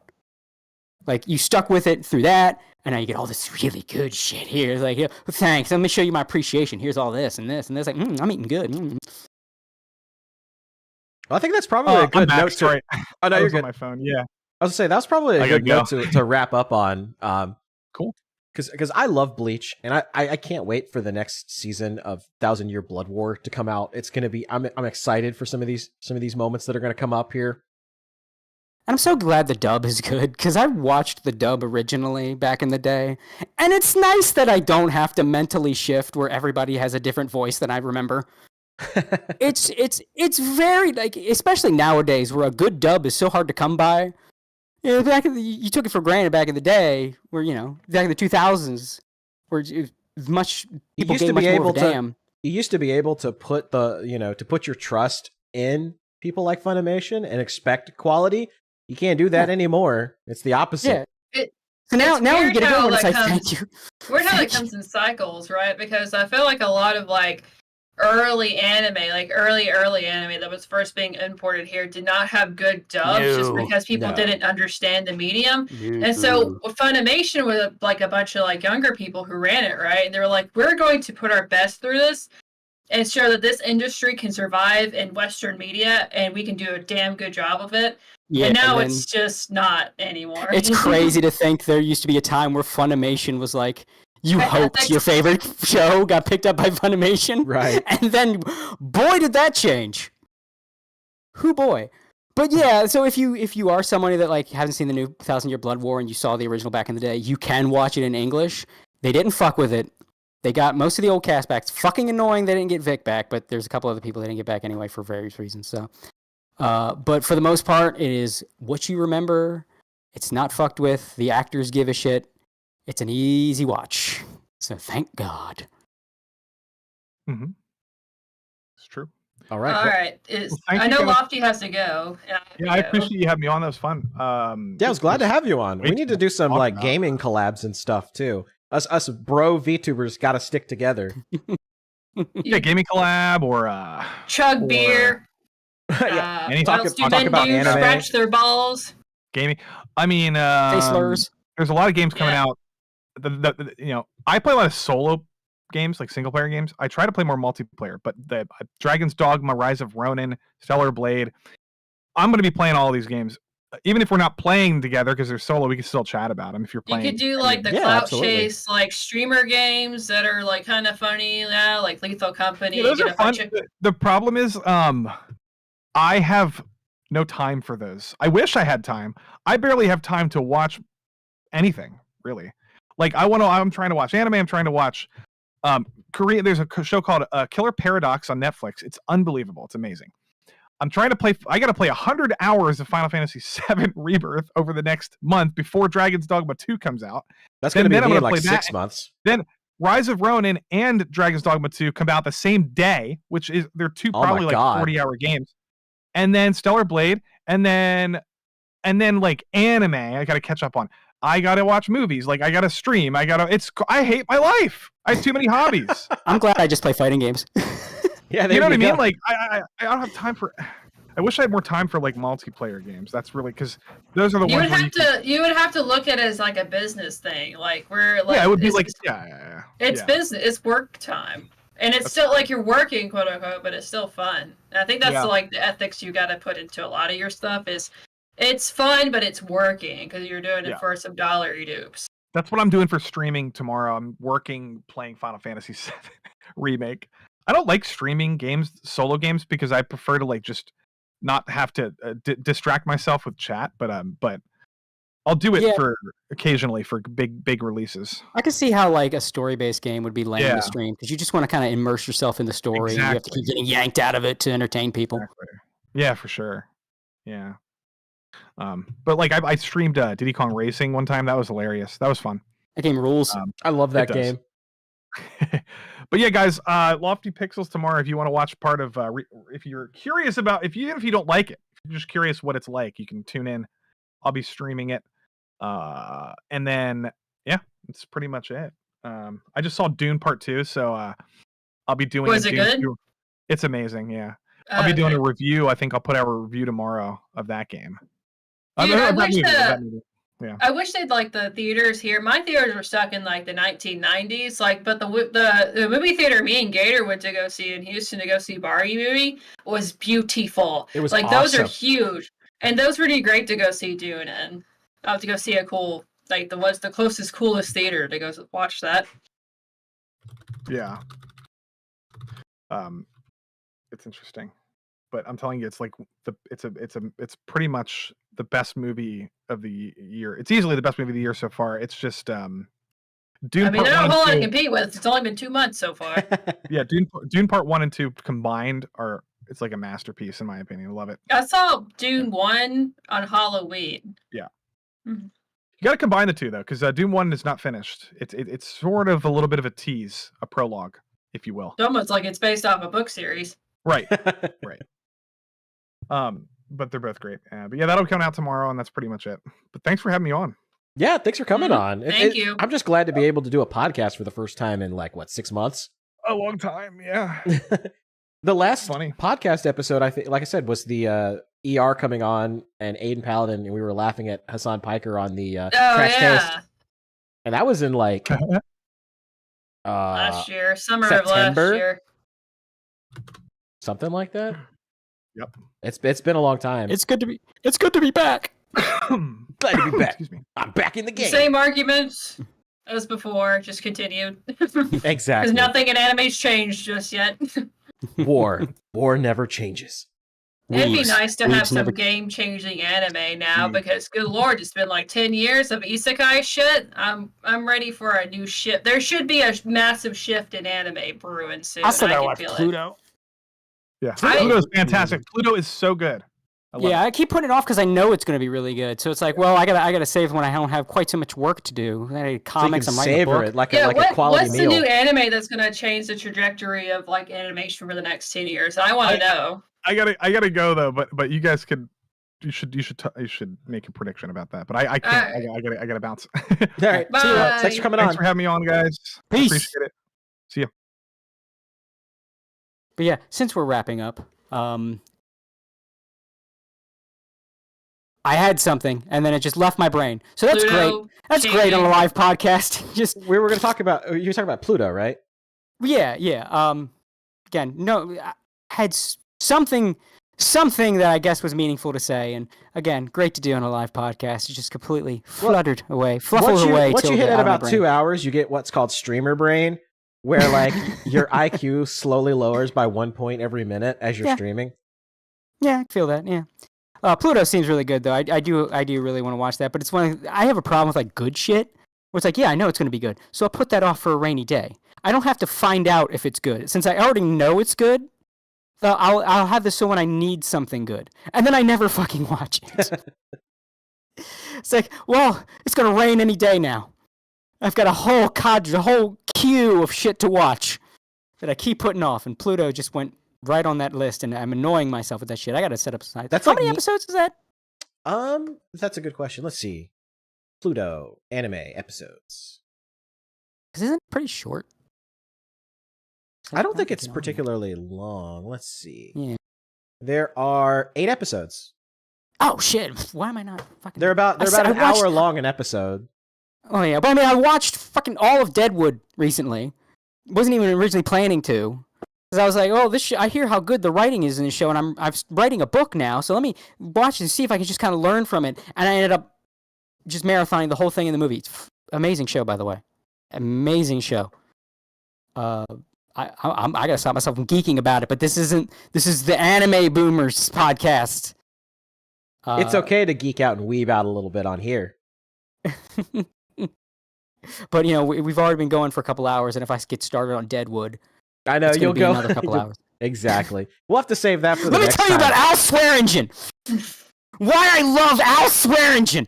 No, it is an amazing show. Even if you're a weeb, you'll like it because it's got that serialized anime. The stakes are high, shit's going down feel to it, and you'll learn a little something because the whole show is written in iambic pentameter, which is fucking crazy.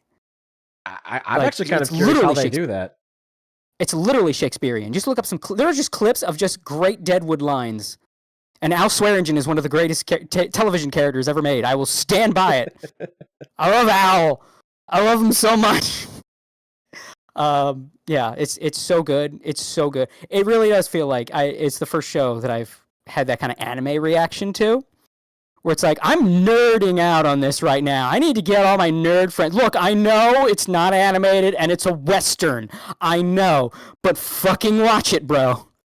Fucking watch it. When he has the soliloquy to the decapitated Indian head in a box, it's some of the best writing you've ever seen, man. It's so good. I gotta stop. I can feel it. You can feel the rant coming on. I'll have to add that to my list. I'll have to check it out. Oh my god! Just shut up, Cody. Shut up. I can feel it. It's just it's like a barf. It's like no, and I can't throw up here. I'm not near a toilet. It's like that. It's like that. No, we're trying to end here, Cody. Don't start on Deadwood. Ow, no, no, Cody. It was like Mean Girls, where it's like vomit. What's it called? Like where she says like something vomiting, where she can't stop talking shit about people, so she just vomits up her like talking points, and then she actually ends up throwing up. I mean, just say this. You saw how I can rant when I don't like something. I can rant even harder when I do. For as much as I could get people get on my case for hating on shit, when I start loving on shit, it's like 1,000 times worse.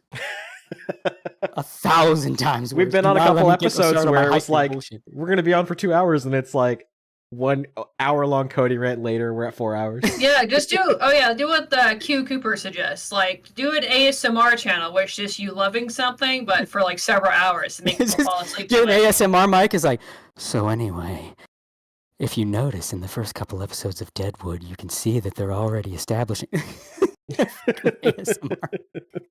Now you see what's intricate about Al Swearingen's character as well. Autistic boyfriend comes home after a long day of watching Deadwood to explain to you how you should watch Deadwood.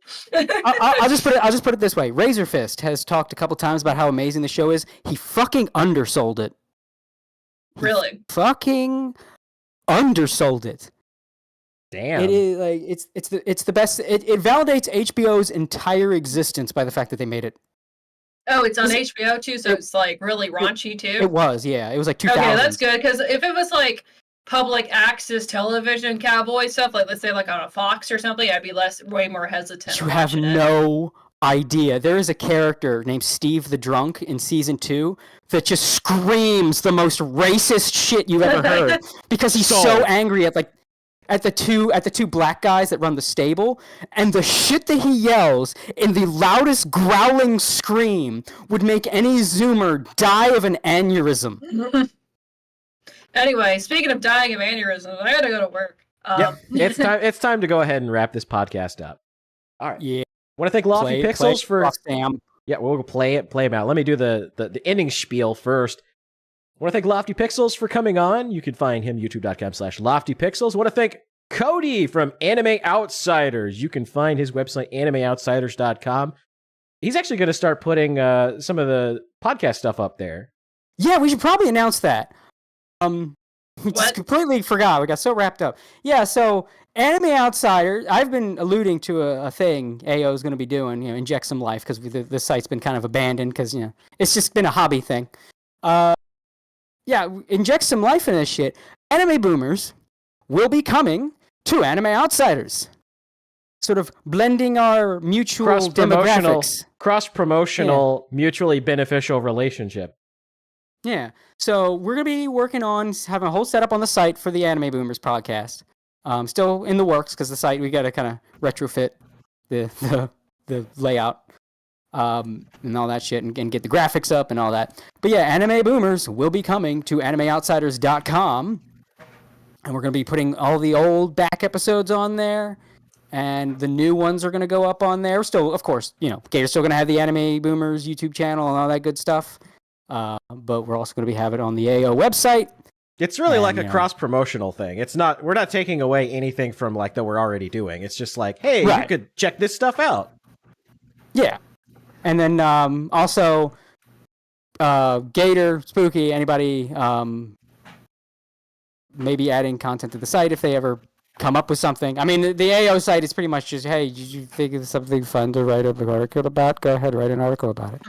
Kind of like what I'm doing with Fandom Pulse, but more focused on like talking about shows and things. Yeah. Yeah. I gotta go, guys. Sorry. Thanks for coming on, Spooky. There goes Spooky. Bye, y'all. Talk to you later. Bye. But you can find Spooky's stuff, youtube.com/spookyweeptrash. She actually just recently had a stream where she was like kind of doing life updates. She hasn't really been able to do a whole lot more streaming content in the podcast because she's been so busy with her job. And one thing we're going to be trying to do is trying to put more content on here, like even if like not all of us can be on at the same time. So I may start doing like little updates, like little VTuber news update, not like False Side or anything like that, but just like, talking about stuff that's going on, maybe in like brief little like 10-minute videos and stuff, just to kind of put more content on the channel so you guys don't go 6 months without like a podcast episode. And then if you want further Weeb content, the AO site's right there. Yeah. And yeah. And then if I may plug my other shit. Absolutely. Yeah, talk about Cloud Scratcher. Yeah, so I got a comic online, Cloud Scratchers at cloudscratcher.com. It's basically a throwback to 90s cartoons. So if you all the old stuff, Disney Afternoon, Don Bluth, SWAT Cats, Street Sharks, Bucky O'Hare, all that good shit.